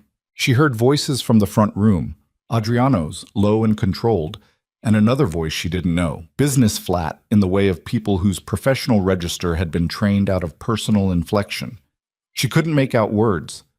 She stood near the library door with her arms crossed, and her breathing deliberately slow and her mind running every implication of this development in rapid succession. Damien had sent the file to the federal authorities, not just to the press, to the actual investigative infrastructure that had previously tried and failed to prosecute. The article was the public face. The warrant was the machinery. This was not a threat. Damien had not used the file as leverage. He had used it as a weapon. He had detonated it without negotiation, without waiting for a response, without leaving any version of the situation intact. She thought about standing in the entrance hall watching Damien look up at her. She thought about the way he had buttoned his jacket before walking out. She thought about what she had missed in that moment, had seen as satisfaction, had interpreted as him accepting defeat. It hadn't been defeat. It had been someone watching the timer on something that was already running. The voices in the front room went on for 11 minutes. Then she heard the front door open and close. Adriano came back into the library. He stood in the doorway for a moment. His jacket was on. His face was the controlled flat that she had learned was not actually absence of expression, but a very specific kind of management. Everything present, nothing released. Warrant for financial records, he said. 3 years of records from specific entities. I have 48 hours to produce them. A pause. My attorney is already involved. Is this survivable? She asked. He looked at her. Legally? Yes. With time and resources, yes. Another pause. Professionally, in terms of the business operations, some things will need to change. Significantly. And personally? He was quiet for a moment that had the specific texture of someone arriving at something they had been approaching for a long time. That depends, he said, on decisions that aren't entirely mine to make. She understood what he meant. She understood it completely and immediately. That the 48-hour warrant and the article and the Callaway contract and the 3 properties and the 3 years of careful management under federal scrutiny were all currently in the same room as the decision about what exactly she and Adriano Moretti were to each other and what that meant for both of them going forward. She had come to his building to restore architecture. She had come because of a dangerous ex-husband and a business card in the absence of better options. She had not come to be standing in a library at 7:45 in the morning with a federal warrant in the building and a piece about to go live and her professional life in active collapse, looking at a man who ran a criminal empire and had spent months protecting her from the specific consequences of the empire he ran being used against her. She had not planned any of this. She also understood, with the cold clarity of a woman who had stopped lying to herself about important things, that somewhere in the past 6 weeks she had stopped thinking of this building as a place she was working and started thinking of it as somewhere she had chosen to be. That distinction was going to matter very soon. Her phone buzzed again. She looked at it. A message from an unknown number. No words, just a photo.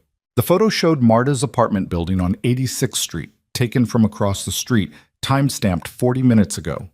Marta's third-floor window was lit. The message was clear without being stated. I know where she is. I know she's home. The protections around her are currently occupied elsewhere. Claire looked at the photo. She looked at Adriano. She looked at the photo again. He's not done, she said, her voice coming out very quiet. The warrant, the article. That wasn't the end. That was to pull your attention here. She held up the phone. Marta. Adriano looked at the photo. Something happened in his face that was not any of the controlled things she had seen before. Something that was simply, without management, fury. He reached for his own phone. But Claire was already moving toward the door because she understood now that waiting for protection was not the same as being protected, and that the woman in the third-floor window 40 minutes ago had nothing to do with divorce settlements or architectural contracts or federal warrants or criminal empires. She was Claire's oldest friend, and Claire had run out of time for being careful. Claire was out the library door before Adriano finished dialing. She heard him say her name, sharp, with the specific edge of a man who is not accustomed to people moving faster than his instructions. But she was already in the entrance hall, already pulling her coat from the hook by the vestibule, already running the math on 40 minutes in a lit window, and a woman who left for work at 8:15 and had no idea that the photograph on Claire's phone existed. Adriano caught her at the front door. Not grabbing. He didn't grab. He put himself between her and the door with a speed that she hadn't anticipated from a man who usually moved with such deliberate economy, and she pulled up short because the alternative was walking directly into him. You can't go out there alone, he said. Then come with me. I have 2 men outside, but they're on the warrant situation. I need 60 seconds to redirect them. His voice was controlled, but the control was working harder than usual. 60 seconds. She looked at her phone. The timestamp on the photo was 43 minutes ago now. 30, she said. He was already on the phone. He spoke in Italian, fast and low, the same rapid-fire Italian that Damien had used in the cafe, except that this felt entirely different. Not threat, not cruelty, but the compressed efficiency of a man who had been giving operational instructions for 12 years and had never once needed to repeat himself. He was done in 20 seconds. Cars coming around, we go together. Adriano? Together, he said. Non-negotiable. She didn't argue. There wasn't time to argue, and she was honest enough to acknowledge that she didn't want to. The car was a dark sedan, already running, a man she had seen in the building before at the wheel. Late 30s, broad through the shoulders, with the particular quality of stillness that she had come to associate with the people in Adriano's orbit who were not employees in any ordinary sense of the word. Adriano put her in the back seat and got in beside her, and the car was moving before the door was fully closed. Her schedule, Adriano said. She leaves at 8:15, takes the 86th Street crosstown to the east side. Claire was watching her phone, watching for another message from the unknown number that didn't come. She's a physical therapist. Her first appointment is at 9. She's religious about being early. It's 7:52, 23 minutes. Claire felt the arithmetic of it in her chest, a tight mechanical feeling that was not quite panic because panic was useless. And she had trained herself out of useless responses over 3 years of marriage to a man who used her panic against her. But something adjacent to panic, something with the same physical signature, shallow breathing, cold hands, the specific hyper-clarity that arrived when the body understood the stakes were real. What does he want with her, she asked, though she already knew. Leverage, Adriano said. Demonstration. He's had a bad 48 hours. The conversation in the entrance hall didn't go the way he planned. The legal response to his filing was more aggressive than he expected. He needs to reestablish that he has reach you can't neutralize. By threatening Marta. By touching Marta, a threat he's already demonstrated he can carry out. The car hit a red on 65th and the driver didn't hesitate. Through the intersection, a taxi horn blaring behind them, the smooth mechanical acceleration of a vehicle with a great deal of engine under the hood. Claire gripped the door handle without thinking about it. The man he's using, she said, the one who took the photograph, is he? One person, possibly two. Adriano was on his phone again, reading something. He's not sending an army. This is a message operation, not an extraction. What's the difference? An extraction requires preparation and clean exit routes. A message operation requires one person to do one thing visible enough that the target understands it was intentional. He looked up from the phone. He wants Marta frightened. He wants you to receive that fear and understand that his reach is longer than your response time. Then we make sure we get there before his reach does. The car turned north on Columbus with the particular aggression of a driver who had been instructed to prioritize speed over comfort, and Claire felt each lane change in her spine and kept her eyes on the street ahead and thought about Marta's apartment, third-floor walk-up, single lock on the building door, intercom that sometimes worked and sometimes didn't, a fire escape on the east side of the building that anyone could access from the alley. She thought about Marta, who was practical and brave, and had told Claire to call the number when Claire was still debating whether to trust a stranger, and who had no framework for the thing that was currently moving toward her building because she had never had reason to build one. I should have told her more, Claire said. It came out flat, a statement of fact rather than self-recrimination, but it carried weight. Adriano looked at her. You told her what you knew when you knew it. I knew more than I said. I knew what he was capable of, and I kept it vague because I didn't want to frighten her. She kept looking at the street. That was the same thing Damien did to me, managing information to manage the person. Adriano was quiet for a moment. That's not the same thing. Isn't it? Damien managed your information to keep you contained. You managed Marta's because you were trying to protect her from fear she couldn't do anything with. He paused. The intention isn't the only thing that matters. But it isn't nothing. She absorbed that without responding. The car hit 86th Street at 7:58, 4 minutes to the building. Her phone buzzed. She had looked at it with the lurching certainty that it was another photograph, something worse, something time-stamped in the last few minutes. But it was Rachel Brenner. She answered. The piece went live 2 minutes ago, Rachel said, without preamble. I've already had 2 calls from journalists asking for comment. I've said nothing. Calloway's office called, not Marcus himself, his communications director, asking for a statement. A pause. Claire, how do you want to handle this? Not right now, Claire said. I understand the timing is, Rachel, not right now. A silence. Call me when you can. She ended the call. Put the phone in her pocket, kept her eyes on the street. The car stopped half a block from Marta's building at 8:01, 14 minutes until Marta's usual departure. Adriano was out of the car the same moment Claire was, the driver staying behind them, and Claire was already scanning the street the way she had learned to scan streets, not the casual survey of someone checking for traffic, but the specific methodical reading of someone looking for things that were wrong. She saw him almost immediately. He was across the street from Marta's building, partially obscured by the scaffolding on the neighboring brownstone that had been under renovation for most of the year. A man in dark clothing, mid-30s, with the particular stillness of someone who was waiting rather than existing, the quality of a person who had chosen their position deliberately and was occupying it with professional patience.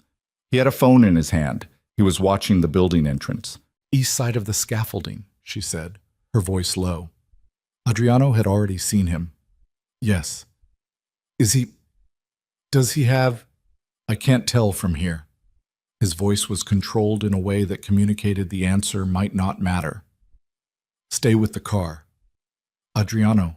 But he was already moving, and the driver was moving with him in the unhurried, purposeful way that she had come to understand was the operational register of people who had done this before. Not running, not telegraphing urgency, just walking across 86th Street with the directional intent of men who had decided something.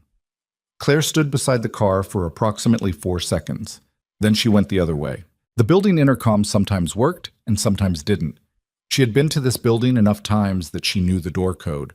Marta had given it to her 2 years ago when Claire had needed to pick up a key. She punched it in without slowing down and was through the door and up the first flight of stairs before the door finished closing behind her. 3rd floor. She took the stairs at a pace that wasn't quite running, the kind of fast, deliberate climb that didn't announce itself as panic. 1st landing, 2nd landing. The carpet on the stairs was the same worn burgundy it had always been, the same faded strip of brass carpet tack on each riser that she had navigated in the dark twice after late dinners that ran long. She knocked on the apartment door. Marta opened it in 12 seconds, which meant she was already up and dressed and moving through her morning, which meant the timeline was exactly what Claire had feared. Marta looked at her. Marta was 40, compact and dark-haired, and possessed of a directness that had been Claire's lifeline during the worst of the marriage years. She took one look at Claire's face and stepped back from the door. "What happened?" she said. Not a question. "You need to not leave this building right now." Claire was inside and had the door closed before she finished the sentence. "I need you to call your first appointment and push it. Do you have someone who can cover?" "Claire, I know, I'll explain everything. But right now I need you to make that call." Marta looked at her for one more second, reading her the way Marta read people, with the clinical directness of someone trained to assess bodies and the intelligence of someone who had known Claire for 15 years. Then she picked up her phone. Claire went to the window that overlooked the street below. Adriano and the driver had reached the man by the scaffolding. She couldn't hear the exchange from 3 floors up through a closed window, but she could read the geometry of it. 3 bodies, specific spatial arrangement, the man against the scaffolding with the other 2 at an angle that eliminated easy movement in any direction. The man's phone was in Adriano's hand now. How that transfer had happened, she hadn't seen. It lasted 4 minutes. Then Adriano stepped back. The man moved away from the scaffolding with the particular gait of someone who had received information about the cost of alternative choices, turned east, and did not look back. Adriano looked up at the building. She wasn't sure if he could see her at the 3rd floor window. The morning light was coming from behind her, and the glass was old and slightly reflective, but she raised her hand anyway. He held up the phone he had taken. Then he started toward the building entrance. Behind her, Marta said, "My 9 o'clock is pushed. My 10 is fine where it is." A pause. "Now explain to me what is happening." Claire turned around. Marta was sitting on the arm of her couch with her arms crossed and her expression carrying the particular combination of worry and controlled impatience of a person who had been frightened on behalf of someone they loved and had processed it into readiness. Claire told her. Not the managed version. Not the version that protected Marta from details she couldn't do anything with. The whole thing. The cafe, the card, the contract, the building, the surveillance, the letter, the entrance hall confrontation, the article that was currently live, the warrant, and the photograph time-stamped 40 minutes ago showing Marta's lit window. She was still talking when Adriano knocked and Marta let him in, and she finished while he stood near the door with the man's phone in his hand and the driver visible in the hallway behind him. When she stopped, the apartment was quiet. Marta looked at Adriano. Adriano held her gaze with the equanimity of a man accustomed to being assessed by people deciding whether to trust him. "You're the organized crime person," Marta said. "Yes," he said. "And you've been protecting her for 2 months." "Yes," Marta looked at Claire. "And you're in love with him." The apartment got very quiet. Claire felt the heat that moved into her face and recognized it as the physical evidence of something she had been refusing to name in those exact words, even to herself, even in the dark of the 4th floor bedroom during the hours of not sleeping. She didn't answer. Which was, she knew, its own answer. Marta looked back at Adriano. "What happens to her if I'm a target?" "You're not a target in any permanent sense," Adriano said. "You were leverage. The leverage has been addressed." He set the confiscated phone on Marta's kitchen counter. "The photographs on this phone have been deleted. The man who took them has been encouraged to find different employment." "Encouraged," Marta repeated, strongly. Marta uncrossed her arms. She picked up the phone and looked at the blank screen. "What does strongly encouraged mean in your world?" It means he'll wake up tomorrow with a complete understanding of why this particular line of work isn't worth it. A pause. He won't be back. Marta set the phone back down. She looked at Claire with the expression she had been giving Claire for 15 years when Claire was in a complicated situation that Marta had opinions about. You moved into his house. I'm working on his building. You moved into his house, Marta said again, and the distinction was its own complete sentence. Claire opened her mouth, closed it. Does he know? Marta asked. Know what? That you're in love with him. The apartment was very quiet again. The morning sounds of 86th Street came through the window. A bus, a delivery truck, someone's dog, the ordinary Thursday morning texture of a city block that had no idea how close something bad had come to it 20 minutes ago. We need to talk about what comes next, Claire said. Damien isn't done. The article is live, the warrant is in motion, and I have 22 hours left on a promise I made to Marcus Calloway. She looked at Adriano. I need a plan, a real one, not just reaction. Adriano had been watching her with an expression she couldn't entirely read. When she said, I need a plan, something in his face settled. A return to operational mode, she thought, the part of him that was most comfortable when there was a problem with edges. Marta needs to not be here for the next 48 hours, he said. Not negotiable. Marta started to object. Adriano looked at her directly. He used you to get to her. As long as you're accessible, he'll use you again. I can arrange somewhere comfortable, and I have patience, Marta said. I can arrange coverage. Marta stared at him. You can arrange physical therapy coverage. I can arrange for your schedule to be managed for 48 hours. Yes. A silence during which Marta recalibrated her understanding of the situation. Fine, she said, with the tone of someone tabling a larger argument for a more appropriate moment. Where? An hour later, Marta was packed and in the car with the driver heading to a specific address in Midtown that Adriano had arranged by phone in the time it took Claire to help Marta choose what to bring. Claire stood on the sidewalk and watched the car until it turned the corner and then stood there for another moment in the October morning air, feeling the particular quality of silence that arrives after something that might have been very bad has resolved into something merely difficult. Adriano stood beside her, not touching, just present, in the way he was consistently present, available, oriented, not requiring anything from her. The plan, she said. Walk, he said. I think better walking.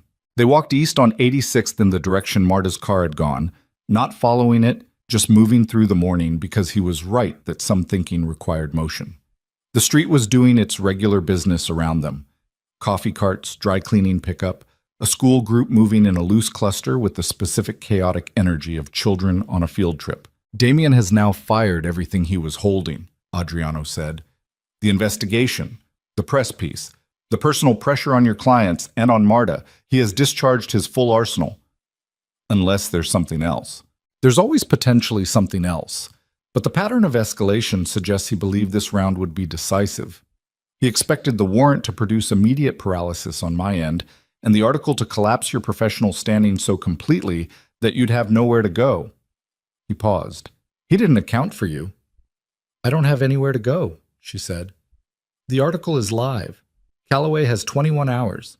My other clients are going to read it and make their own calls.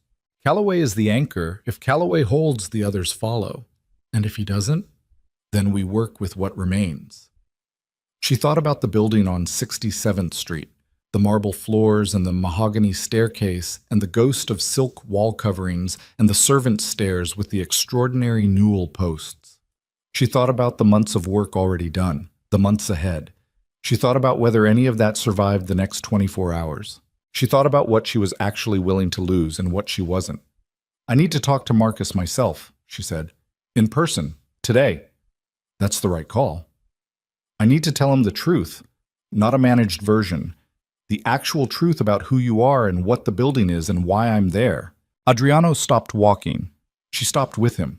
They were on a corner with a flower stand at the curb, the vendor arranging buckets of dahlias and late-season sunflowers, with the routine efficiency of someone doing this for the 10,000th time. That may cost you the contract, he said. I know. If Calloway terminates, the others, I know what it may cost. She held his gaze. But the alternative is building the next 3 years of my professional life on a version of events that isn't true. And I'm not doing that. I spent 3 years building a marriage on versions of things that weren't true. I'm not doing that again. She paused. I'll tell him the truth about what the project is and why I took it.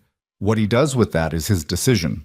Adriano was looking at her with the complete unhurried attention that she had stopped finding unnerving some time in the past 6 weeks. The attention that had started to feel like the opposite of what she had expected it to feel like. All right, he said. And I need you to let me do it without running parallel management on the outcome, she said. Whatever I say to Marcus, whatever he decides, let that be what it is. All right? I mean it. Claire. His voice had a quality she didn't hear in it often. Something underneath the control. Something that had decided to be direct. I know you mean it. I also know I've made it complicated for you to know what I mean when I say something, so I want to be clear. He held her gaze. When I agree to something, I keep it. Full stop. She looked at him in the October morning on the corner by the flower stand and thought about 3 years of agreements that weren't kept and promises that were instruments of control and a man who had smiled at charity galas and put his hand through walls in private. She thought about the specific clinical way she had learned to evaluate what was real. She thought about the past 6 weeks and what she had actually observed. I know, she said. It surprised her slightly how much she meant it. They called Marcus Calloway from the car on the way back to the townhouse and arranged a meeting for noon. Adriano disappeared into the library with his attorney on the phone for the 2 hours before she had to leave for Calloway's office. And Claire went upstairs and stood in the 4th-floor bathroom and looked at herself in the mirror with the unsparing honesty of someone who needed to know exactly who they were walking into a room as. She looked tired. She looked like someone who had been running on adrenaline and purpose and inadequate sleep for 2 months. She also looked, she thought, like someone who had stopped apologizing for taking up space, which was a look she had not seen on her own face in a long time. She changed into the clothes she wore when she wanted to be taken seriously. Dark trousers, a well-cut jacket she had bought before the marriage with money she had earned, the professional armor of a woman who had learned that presentation wasn't vanity, it was communication. She fixed her hair. She picked up her portfolio. She went downstairs. Adriano was in the library doorway. He looked at her. A single, complete look. The kind that took inventory without performing it. You don't need anything else, he said. She walked to Calloway's office on her own. She told the car to drop her 2 blocks away because she wanted the 2 blocks, wanted the physical act of walking into the meeting under her own power. She went through the lobby of the building, took the elevator to the 14th floor, gave her name to the receptionist, and sat in the waiting area for 3 minutes looking at the architecture of the space and thinking about original design intention versus contemporary intervention, which was the thought process that calmed her more reliably than any other. Marcus Calloway came out himself to collect her, which was a choice that meant something. He showed her into his office, real office, not a conference room, bookshelves and a desk with actual work on it, windows overlooking Midtown with the particular compressed energy of Manhattan at noon. He sat. She sat. Tell me, he said. She told him. 31 minutes.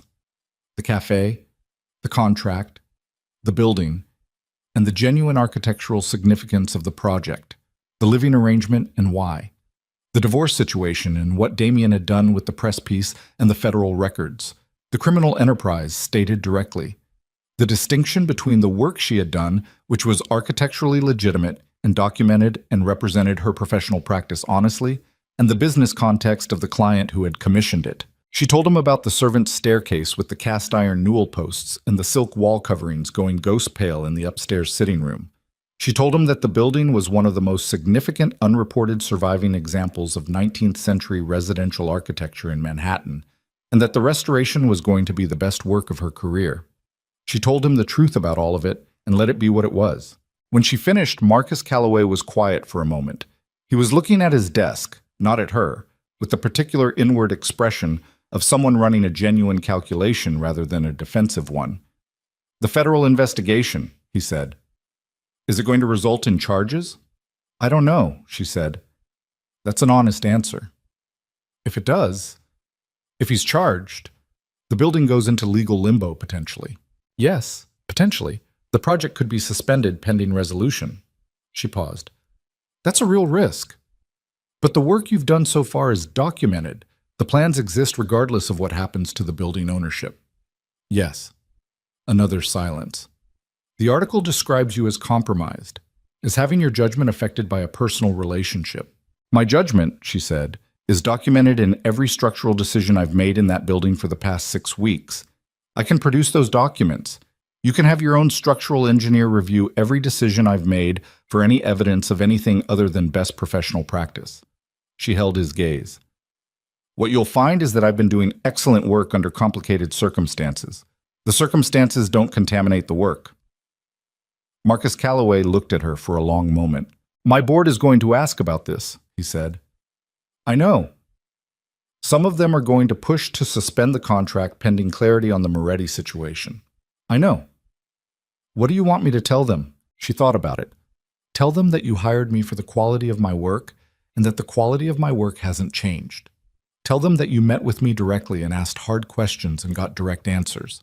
Tell them whatever you actually believe after this meeting. She paused. I'm not asking you to protect me, Marcus. I'm asking you to make an informed decision. He was quiet for another moment. Then he put both hands flat on his desk, which was a physical gesture she had seen him make before when he had decided something. I'm going to need a week, he said. Before I make any formal announcement to the board, I need a week. The investigation will clarify or it won't. The dust will settle or it won't. He looked at her directly. But I'm not terminating. Not today. Not based on an anonymous press piece and a federal warrant that hasn't produced charges. She held his gaze. Thank you. Don't thank me. Bring me the best restoration project this city has seen in 20 years. She was back in the car at 1:43, and she sat in the back seat for a moment before telling the driver to move, and she let herself feel what she felt. The shaky relief of it, the bone-tired weight of the morning, and underneath both of those things a clarity that had been building for a long time and had arrived now, fully. She called Adriano. Calloway is holding, she said. A pause. Good. He needs a week. The investigation needs to clarify. I'm working on it. I know. She paused. I need to talk to you when I get back. Another pause, different in quality from the first. I'll be here? She watched Manhattan move past the car windows on the way back to 67th Street, the city doing its relentless Thursday afternoon thing, pedestrians and deliveries and yellow cabs, and the permanent scaffolding of a place in constant reconstruction. She thought about what she needed to say when she got back. She had been thinking around it for weeks, circling it the way you circle a structural problem you haven't fully diagnosed yet, taking measurements from different angles. She knew now what the diagnosis was. She had known, if she was honest, for longer than she had admitted. The car stopped outside the townhouse. She got out. She stood on the sidewalk and looked up at the limestone facade with its damaged cornices and its arched windows and its 130 years of surviving things. And she thought about the first time she had stood here and seen the bones underneath the damage and known immediately that it was worth everything it was going to cost. She went inside. He was waiting in the entrance hall, not pacing, not performing expectation, just present, in the way he was always present, with the quality of a person who had decided where they were going to be and was being there completely. She stopped 2 feet from him. The entrance hall was quiet. Outside, the city continued. Above them, the chandeliers hung in their plastic sheeting, waiting. I know what you're going to say, he said. Do you? I've known for some time. His voice was very quiet. I've been waiting for you to be ready. She looked at him, the lines around his eyes, the scar at his temple, the controlled face that she had learned to read over 6 weeks of proximity and candlelit dinners and 3 a.m. Italian phone calls and a man standing in her entrance hall with the stillness of something that had decided she was worth protecting and had not changed its mind once since making that decision. Adriano, she said. Yes. The front door opened. Not Damien. Her mind went there for one cold second and then resolved. It was one of Adriano's men, breathing hard with the specific quality of someone who had moved fast to get here, and the expression on his face was the one she had learned meant something had happened that had not been anticipated. He's here, the man said. Not explaining who, not needing to. Not alone. Building service entrance, back of the block.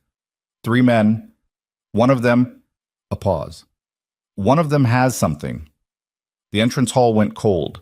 Adriano's face closed in the way it had closed during the federal agent's visit, the full shutdown, and in the movement that followed, him turning, his hand going to the inside of his jacket, where she had not until this moment understood there was something besides a phone.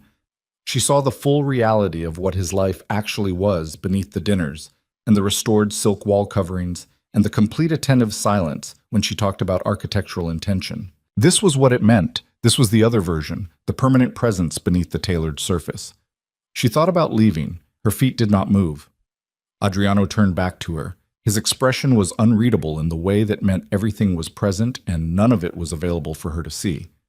"Go upstairs," he said. "No." "Claire." "I said no." Her voice was very steady. Her heart was doing its too fast thing, the adrenaline arithmetic of a situation that the body understood was serious, but her voice was completely steady. "Tell me what's happening." He looked at her for 1 second. One complete, total second that contained everything. "Damien came to end it," he said, "and he brought someone who knows how."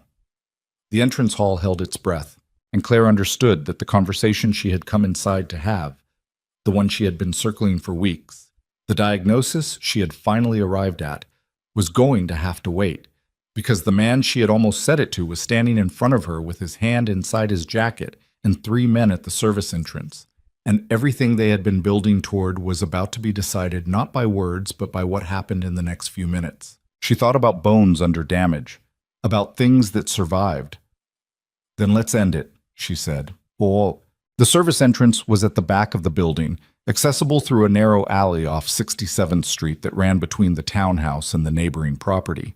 A gap barely wide enough for 2 people to pass, the kind of urban seam that existed in older blocks, where the original construction had left functional but overlooked passages between estates. Claire had mapped it 6 weeks ago. She had mapped every entry and exit point in the building on her first full assessment walk, the way she always mapped buildings. Not for security reasons then, just professional habit, the architectural reflex of understanding how a structure breathed and moved and connected to the world outside it. She knew the service entrance opened into a utility corridor that ran behind the kitchen level and connected to the basement stairs. She knew the basement had 2 points of access to the main building. She knew the ceiling height in the corridor was 7 feet, and the floor was original stone, and the single light fixture had a burned bulb that had been on Elena's maintenance list for 2 weeks. Adriano's man, she had learned his name was Reyes over the past weeks without ever quite asking for it, was relaying details in rapid low Italian that she caught in fragments.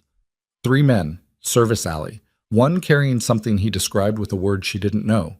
The word made Adriano's jaw set in a way she had not seen before. "What's the word?" she asked Adriano. He looked at her, a decision happening fast behind his eyes. "A weapon," he said, "not a firearm." She processed that. "Damien hired someone who works with bladed instruments?" "Damien hired someone who wants this to look like something that happened to a building, rather than something that happened to people." A pause. "Accelerant." The cold that moved through her was different from every previous cold in the past 2 months. More physical, more specific, seated in the body's oldest knowledge about what fire meant. "He's going to burn it," she said. "He's going to try to make it appear accidental. A building under renovation, construction materials, old wiring." Adriano's voice was completely flat. "And anything in it." She thought about the silk wall coverings going ghost pale in the upstairs sitting room, the Carrara marble in the master bath, the cast iron newel posts. 130 years of surviving things. She thought about Elena, who lived in the staff quarters on the 2nd floor. "Elena," she said immediately. "Reyes." Adriano's voice was sharp. Reyes was already moving toward the staff staircase, phone to his ear. Claire looked at the library door. All her work was in there. 6 weeks of drawings, assessments, material specifications, contractor correspondence, the full preliminary documentation for a restoration that represented 15 years of professional trajectory arriving at its most significant project. She thought about it for exactly 2 seconds and then stopped thinking about it, because paper and drawings and specifications could be rebuilt and people could not. "What do you need from me?" she asked. Adriano was already at the vestibule door, moving with the compressed efficiency of someone executing a plan that had been forming faster than the conversation. "Stay in the entrance hall. The door has a bolt that takes a key from the outside. I'm engaging it. You're locking me in. I'm locking them out. He turned to look at her. One full turn, both hands briefly free of his jacket, his face open in a way she had only glimpsed in pieces before. The police are already called. They'll be here in 4 minutes. I need you to be standing in this entrance hall when they arrive. And you? I'll be at the service entrance. She understood what that meant. She had understood for 2 months what the other version of him required when it was activated, and she was not naive, and she was not going to perform shock about it now. Don't get hurt, she said. Something moved across his face, not the ghost smile and not the controlled flatness. Something else, something she had not seen before, too fast to fully read. Stay in the entrance hall, he said.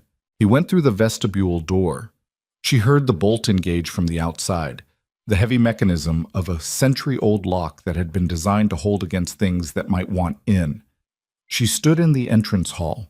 She was not good at standing still. She had never been good at it.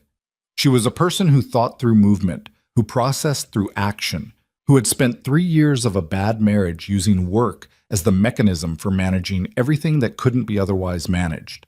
Standing in the entrance hall with her heart running too fast and the building silent around her and 4 minutes as an abstract unit of time that her body was refusing to experience as abstract.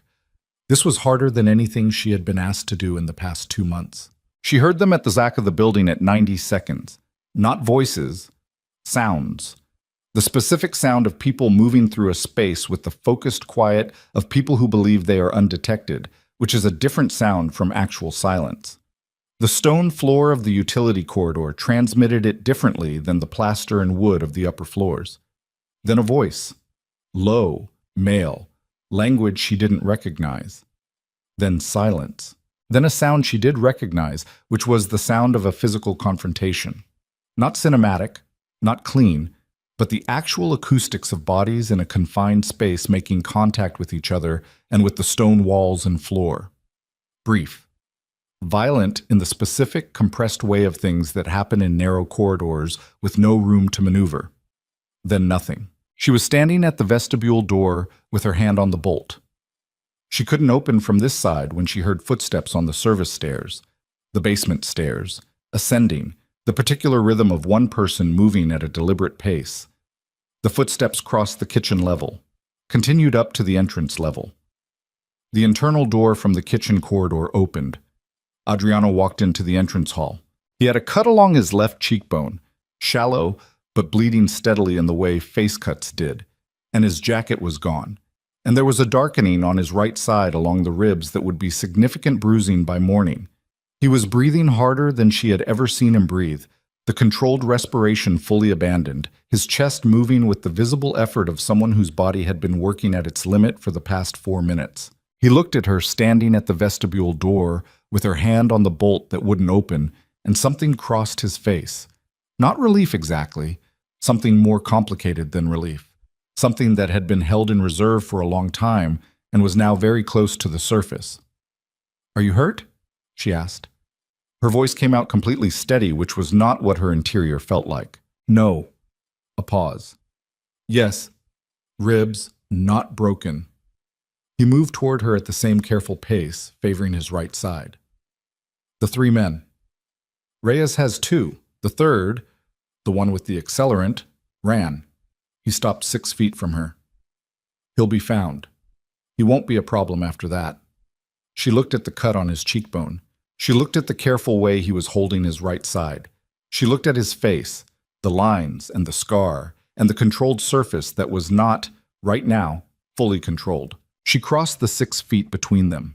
She put her hand against his face, carefully, not touching the cut. Just her palm against the line of his jaw, and she felt him go very still the way he had gone still in the cafe when he had made a decision and was committed to it.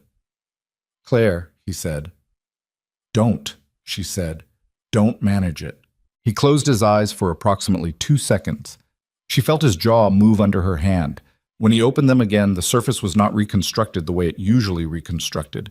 It was something she had not seen in his face before. Not fully. Not like this. It was the face of someone who had stopped carrying something very heavy and was in the first moment of not carrying it. I need to tell you something, she said. I know what you need to tell me. Let me say it anyway. He held her gaze. The entrance hall was very quiet. The chandeliers above them hung in their plastic sheeting. The marble floors held their cracked geometric pattern.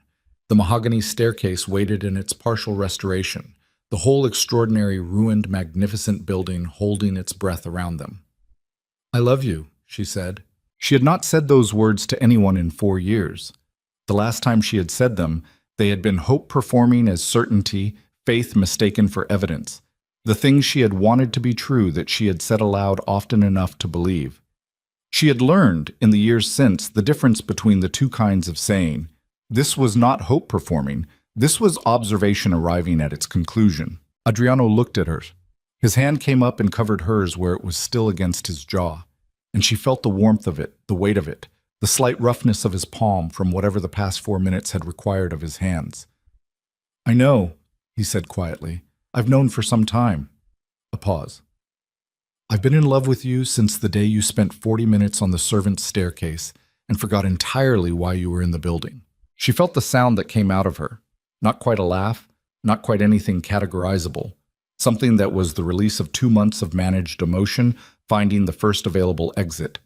He pulled her in carefully, mindful of his ribs, and she let herself be pulled, and she stood in the entrance hall of a crumbling, magnificent building with her face against the shoulder of the most dangerous man she had ever known, and thought about bones under damage and things that survived. Outside, the first siren was audible, then a second. The police were 40 seconds out. They stepped apart, both of them, at the same moment, not away from each other, just to the appropriate distance for what was about to happen next. This is going to be complicated, she said. Yes. The police, the investigation, the warrant, Damien. Yes. We should talk about all of it. We will. He touched the back of her hand briefly with 2 fingers. We have time. The police were 4 officers and a sergeant, and then 2 more officers, and then a detective who arrived 8 minutes after the first responders with the focused energy of someone who had been waiting for a call like this and had a context for it already. Adriano's attorney arrived 17 minutes after that, which Claire suspected was not a coincidence of timing. She stood in the entrance hall and answered questions with the direct accuracy she had always brought to difficult conversations, and she watched Adriano do the same from across the room, measured, precise, giving exactly the information required and framing it with the practiced exactness of someone who had been doing this for 12 years. She watched the detective watch him with the particular expression of a man who respected the game, even when he was on the opposite side of it. Reyes was in the basement with 2 men who were going to have legal problems for a very long time. The third man was found 40 minutes later 3 blocks east, the accelerant equipment still in his possession, which was a piece of evidentiary good fortune that Claire recognized as not entirely accidental. The detective asked her at one point about her relationship to the building and to Mr. Moretti, and she answered both questions with the same direct honesty she had brought to Marcus Calloway's office that afternoon. The detective wrote it down and looked at her with an expression she couldn't fully categorize and moved on to the next question. Damien Vale was taken into custody at his apartment on Park Avenue at 11:14 that night. She found out from Rachel Brenner, who called with the information and the specific quality of controlled excitement that trained legal professionals produced when something had gone significantly in their client's favor. Conspiracy to commit arson. Conspiracy to commit assault. The third man, whose legal situation was now very complicated, had been cooperative in the way that people become cooperative when cooperation is the only remaining path to a reduced sentence. The divorce proceedings, Rachel said, are going to look very different now. Claire sat on the edge of the 4th floor bed and looked at the restored ceiling plaster. She had completed the repair work on that section 2 weeks ago, the original design fully recovered, the damage addressed and resolved, and felt the slow metabolizing of 2 months of sustained crisis beginning to move through her system. Handle it, she told Rachel. Handle all of it. I trust your judgment. She sat with the phone in her lap for a long time after that. Elena knocked at 10 past midnight and brought tea without being asked, set it on the bedside table with her usual efficient grace, and paused at the door. The cut on his face, Elena said. He won't let me near it. Claire looked up. Elena's expression was the expression of a woman who had been managing this household and this man for a significant number of years and had developed opinions about both. He's in the library, she added, and left. Claire went downstairs. He was at the desk with his jacket still gone and his shirt sleeves rolled and the cut on his cheekbone dried now but still needing attention. There were documents in front of him. She recognized the format of legal correspondence, and his phone was face down on the desk, which meant he had finished the calls he needed to make and had not yet decided what came next. She found the first aid kit in the kitchen with the efficient navigation of someone who had spent 6 weeks learning where everything in a building lived. She brought it back to the library and sat in the chair across from him and opened it without asking. "You don't need to," he started. "I know I don't need to." She found the antiseptic wipe and the appropriate closure strips. "Hold still." He held still. She cleaned the cut with the careful precision she brought to everything that required it, and she felt him watching her face while she worked with the attention that had never stopped being complete and unhurried, even when everything around them was neither of those things. "The warrant," she said, focusing on the cut. "What does your attorney think?" "That it's manageable. The records they've requested are clean. The investigation was targeted at a specific period, and the documentation from that period is solid." A pause. "There will be an uncomfortable few months. Some operations will need to restructure. Several relationships will need renegotiation." Another pause. "It will require significant changes. To your business. To my life." He was quiet while she applied the closure strips. "I've been thinking about changes for some time. Before all of this, the building was part of that." She smoothed the last strip into place and sat back slightly. "The building was part of what?" He looked at her. "I'm 39 years old," he said. "I have run something that I inherited at 31 because I was the only one available to run it, and because I didn't know how to do anything else. I have spent 8 years being competent at a thing I did not choose and managing the cost of that competence." He paused. "When my grandfather left me this building, he left a letter with it. He said the building was the only thing the family had ever made that wasn't bought with money that cost someone else something." A long pause. "I think he wanted someone to restore it. I think he wanted someone to make something instead of just maintaining an empire." She sat with that. The library was very quiet around them, the building settling into its late-night sounds, the ordinary nocturnal respiration of old stone and old wood. "You can't walk away from it," she said, not as an objection, just as the truth she understood. "No, not immediately, not completely. It doesn't work that way." He held her gaze. "But it can be reduced, restructured. Some of it is already legitimate. More of it can become so." A pause. "It's a longer timeline than I'd choose, but it's a real one." She thought about what that meant. She thought about it with the same directness she had brought to the Callaway meeting and the conversation in the entrance hall and every other moment in the past 2 months, when the easiest thing would have been to soften the reality into something more comfortable. She thought about who he was and what that meant, and what she was choosing if she stayed, and whether the choosing was clear-eyed. She thought about 3 years of a marriage to a man who had hidden his nature until it was too late to make a different choice. She thought about a man who had told her, from the first conversation in the library, exactly what he was. "The servant's staircase," she said. He blinked, the slight confusion of a man whose train of thought had been redirected. "What about it?" "I want to restore the landing on the 4th floor next. The ironwork there is the best in the building, and it's been covered under boarding since the 90s. I want to get to it before the contractor finishes the south wing." She paused. "I need to know you're committed to the full scope, the whole building, not the parts that are easiest." He looked at her for a moment, understanding the conversation they were having that was not only about the staircase.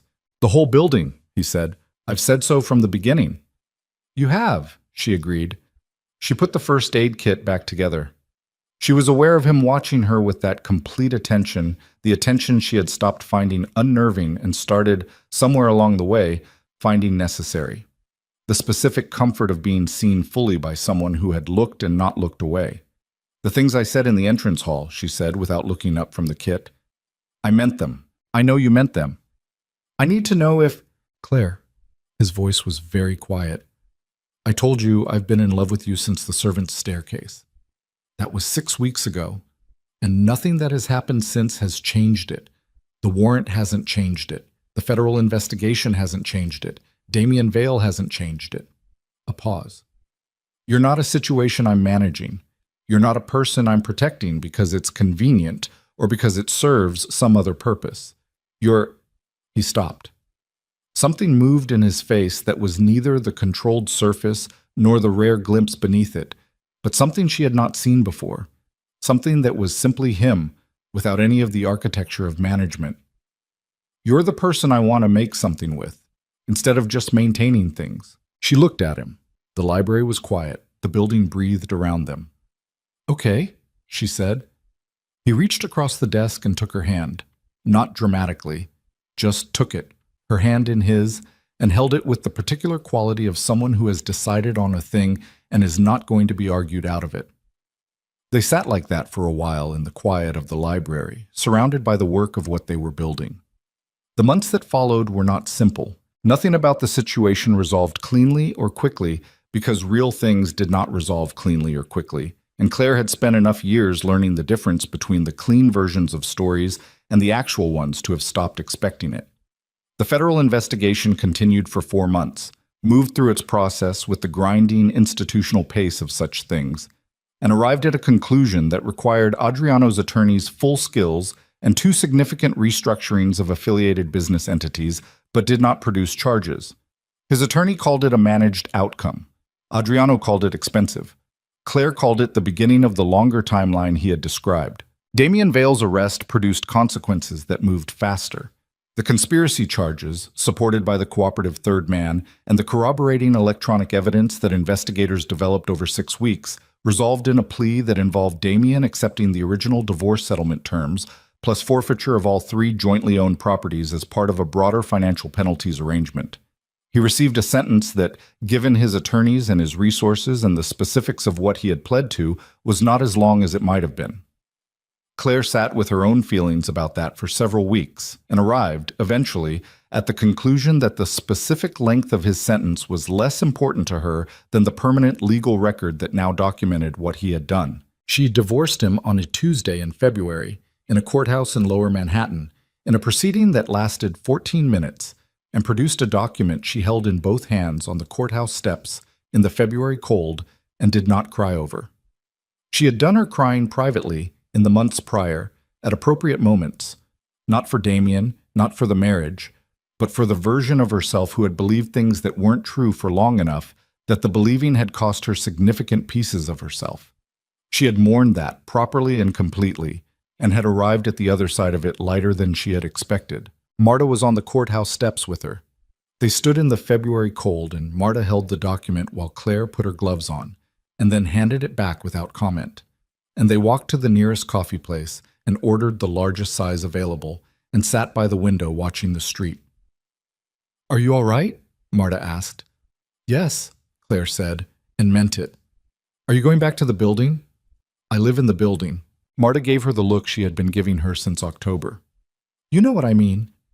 Claire looked out at the February street. "I know what you mean, and yes, I'm going back to the building." Marta drank her coffee. "He's good to you." "He is." "He's also a man who—" "I know what he is," Claire said. "I've always known. It's not a surprise I'm managing. It's a fact I've looked at directly and made a decision about." She paused. "Which is different from what I did before." Marta was quiet for a moment. "You sound different." "I am different." "Good different." "I think so." She looked at her coffee. "Harder to surprise, less likely to confuse hope for evidence, less patient with things that aren't what they claim to be." She paused. "Better at knowing what I want and saying so." The Marcus Calloway project had not died. It had come close in late October when 2 board members pushed hard for contract suspension, but Calloway had held, as he had told her he would, and by December the federal situation had clarified sufficiently that the board's concerns had been addressed. She delivered the first completed section of the project in January, the East Wing reception rooms, fully restored to their original specification with a series of material and technique decisions that Marcus had walked through in silence and then stood for a long moment looking at before saying, quietly, that it was the finest interior restoration work he had seen in 15 years. She had called Adriano from the street outside Calloway's building to tell him. He had been quiet for a moment, and she had heard in his silence the same thing she had come to hear in all his silences. The presence of something he was feeling fully and expressing through the specific quality of his not speaking. "Good," he had said. "I knew it would be." "You hadn't seen it yet." "I've seen everything else you've done. I didn't need to see this one." She had stood on the street in the January cold and felt something in her chest that had been tight since the cafe in September release another increment. Not all the way. She was honest enough to know that the full release of 3 years of damage was not a single moment's work, but a longer project, the kind that required consistent attention and revisiting and the willingness to check structural integrity regularly rather than assuming it held because you wanted it to. But an increment, real and measurable. The townhouse was transformed by spring, not finished. She had told him from the beginning that real restoration couldn't be rushed, that the kind of work she was doing required the building to be understood rather than just repaired. And he had agreed and continued to agree in practice rather than just in principle, which distinguished him from every other client she had ever worked with. But transformed in the way that buildings transform when the intention behind the work is genuine, room by room, the original design coming back into visibility, the accumulated damage addressed without pretending it had never happened, the building becoming itself again rather than becoming what someone else had decided it should be. The entrance hall marble was repaired and polished, the cracked sections stabilized rather than replaced, the repair lines visible and honest the way honest restoration required. The chandeliers were cleaned, rewired, rehung, and when they were first illuminated at full brightness, Elena stood in the entrance hall and looked up at them with an expression that Claire had only seen on her face twice before. The controlled emotion of a person who had lived alongside a loss for so long that its reversal felt almost too large to contain. The servants' staircase was the project Claire had spent the most time on. The ironwork was exceptional. She had been right about that from the first walkthrough, and the full restoration, which required a specialist she had located in Philadelphia and brought to Manhattan for 3 weeks, had revealed details in the casting that she had not been able to see through the accumulated surface treatment. She had photographed every inch of it when it was finished and sent the photographs to 2 colleagues whose work she respected, both of whom had responded with the specific reverence that people in her field reserved for things that were genuinely significant. Adriano had found her on the staircase landing on the evening it was finished. She was sitting on the top step of the restored section, looking at the ironwork in the early evening light coming through the window at the landing, doing the things she had been doing since the first walkthrough, looking at it and understanding it. He sat on the step beside her. They sat there for a while without talking, the building quiet around them in the specific late afternoon way of buildings whose day's work is done. The ironwork caught the light. The restored plasterwork on the staircase walls held the shadows cleanly. "Do you remember what you said," she said, "about your grandfather's letter?" "Yes." "That he wanted someone to make something instead of maintaining things." "Yes." She leaned her head against his shoulder. "I think he'd like what we're making." He was quiet for a moment. Then he put his hand over hers where it rested on the stair beside him, and she felt the warmth of it, the particular weight of it, the same 2-finger gesture from the library on the night everything was over and everything was beginning that had become, over months, one of the things she knew about him, the way you know things about people you have decided to know fully. "I think so too," he said. They were married in October, 1 year almost exactly after the morning in the cafe. On the rooftop terrace, restored over the summer, the ironwork railing repaired, the original layout recovered, the views of Manhattan in every direction exactly what someone in 1887 had stood here and envisioned, with 20 people who mattered to them, and the city spread out below like a proof of something. The ceremony was brief and direct, which was how both of them preferred things. Claire wore a dress she had chosen herself without consultation, dark and clean-lined, and she stood on the rooftop in the October sun and said the words she meant with the same directness she brought to everything that mattered. And she watched Adriano say his with the particular quality of a man who did not make promises easily, and therefore meant the ones he made absolutely. Marta cried, which she did not acknowledge when Claire looked at her. Elena did not cry, which meant nothing, because Elena never cried. Afterward, they stood at the rooftop railing with the city below them and glasses in their hands, and Adriano looked at the skyline with an expression she had come to know as the one he wore when he was processing something he did not have words for yet. "What are you thinking?" she asked. I'm thinking about the building, he said. Which part? All of it. What it was when you came. What it is now. He looked at her. What you did to it. What we did, she said. It takes two.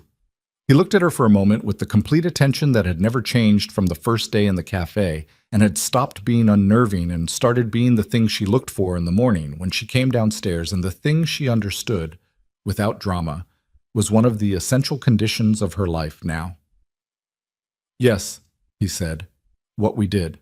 Below them, Manhattan moved through its evening, indifferent and relentless and full of the ongoing human business of building and losing and building again, of people in cafes and strangers in corner booths, and the particular algebra of moments that look like accidents until you understand what they were.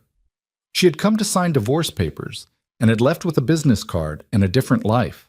She had come to his building to restore architecture and had restored something else at the same time, the way restoration work always went. You came for the visible damage, and you found the bones. And if the bones were sound, the rest was just work. Difficult, necessary, honest work that required you to understand what you were dealing with before you could decide what it could become. The bones had been sound. The rest had been work. And standing on the rooftop of a building that had come back to itself after decades of careful neglect, in a city that kept moving through the dark below them, Claire Whitaker, Claire Moretti, felt the thing that she had stopped trusting she would ever feel again. The thing that was not hope mistaking itself for evidence, but evidence arrived at through full attention and clear eyes and the willingness to look at difficult things directly. She felt unafraid, not because the world had become safe. She understood too clearly now that the world did not become safe, that safety was not a permanent condition, but a daily construction, that the person beside her carried a world she would spend years understanding, and that the understanding would sometimes be hard and would always be honest. But unafraid the way that people who have survived something are sometimes unafraid afterward, not because they have forgotten the cost, but because they have paid it fully and know now what they are capable of paying, and they have looked at what remains after the pain and found it worth the price. She put her hand on the restored ironwork railing, the cold October iron solid under her palm, and looked out at the city that had been running its own business all along, completely indifferent to every choice she had made in the past year, and felt for the first time in longer than she could clearly name, completely and simply grateful. "Let's go inside," she said. "It's cold." "In a minute," he said, the same way he always said it when he wasn't done with a view. She left her hand on the railing. She waited the minute. The city moved below them. The building held them. The night came down over Manhattan the way it always did. Completely, without apology, indifferent to everything that had happened in its hours and everything that would happen in the ones ahead. And neither of them looked away. A whiskey glass exploded against marble at 6:47 in the morning. Damian Moretti, Mafia Boss, killer, heir to blood money and violence, stood there reeking of bourbon and expensive mistakes, watching the young housekeeper who refused to flinch. Everyone in his world performed fear. She didn't even blink. That silence became his obsession. Then his mother framed her for theft, and Damien stood frozen while the only honest person in his life walked out the door. Now he's hunting through Chicago's forgotten streets, searching for the woman who saw through his power and decided he wasn't worth saving. If you want to see how far a mafia boss will fall for redemption, stay until the end.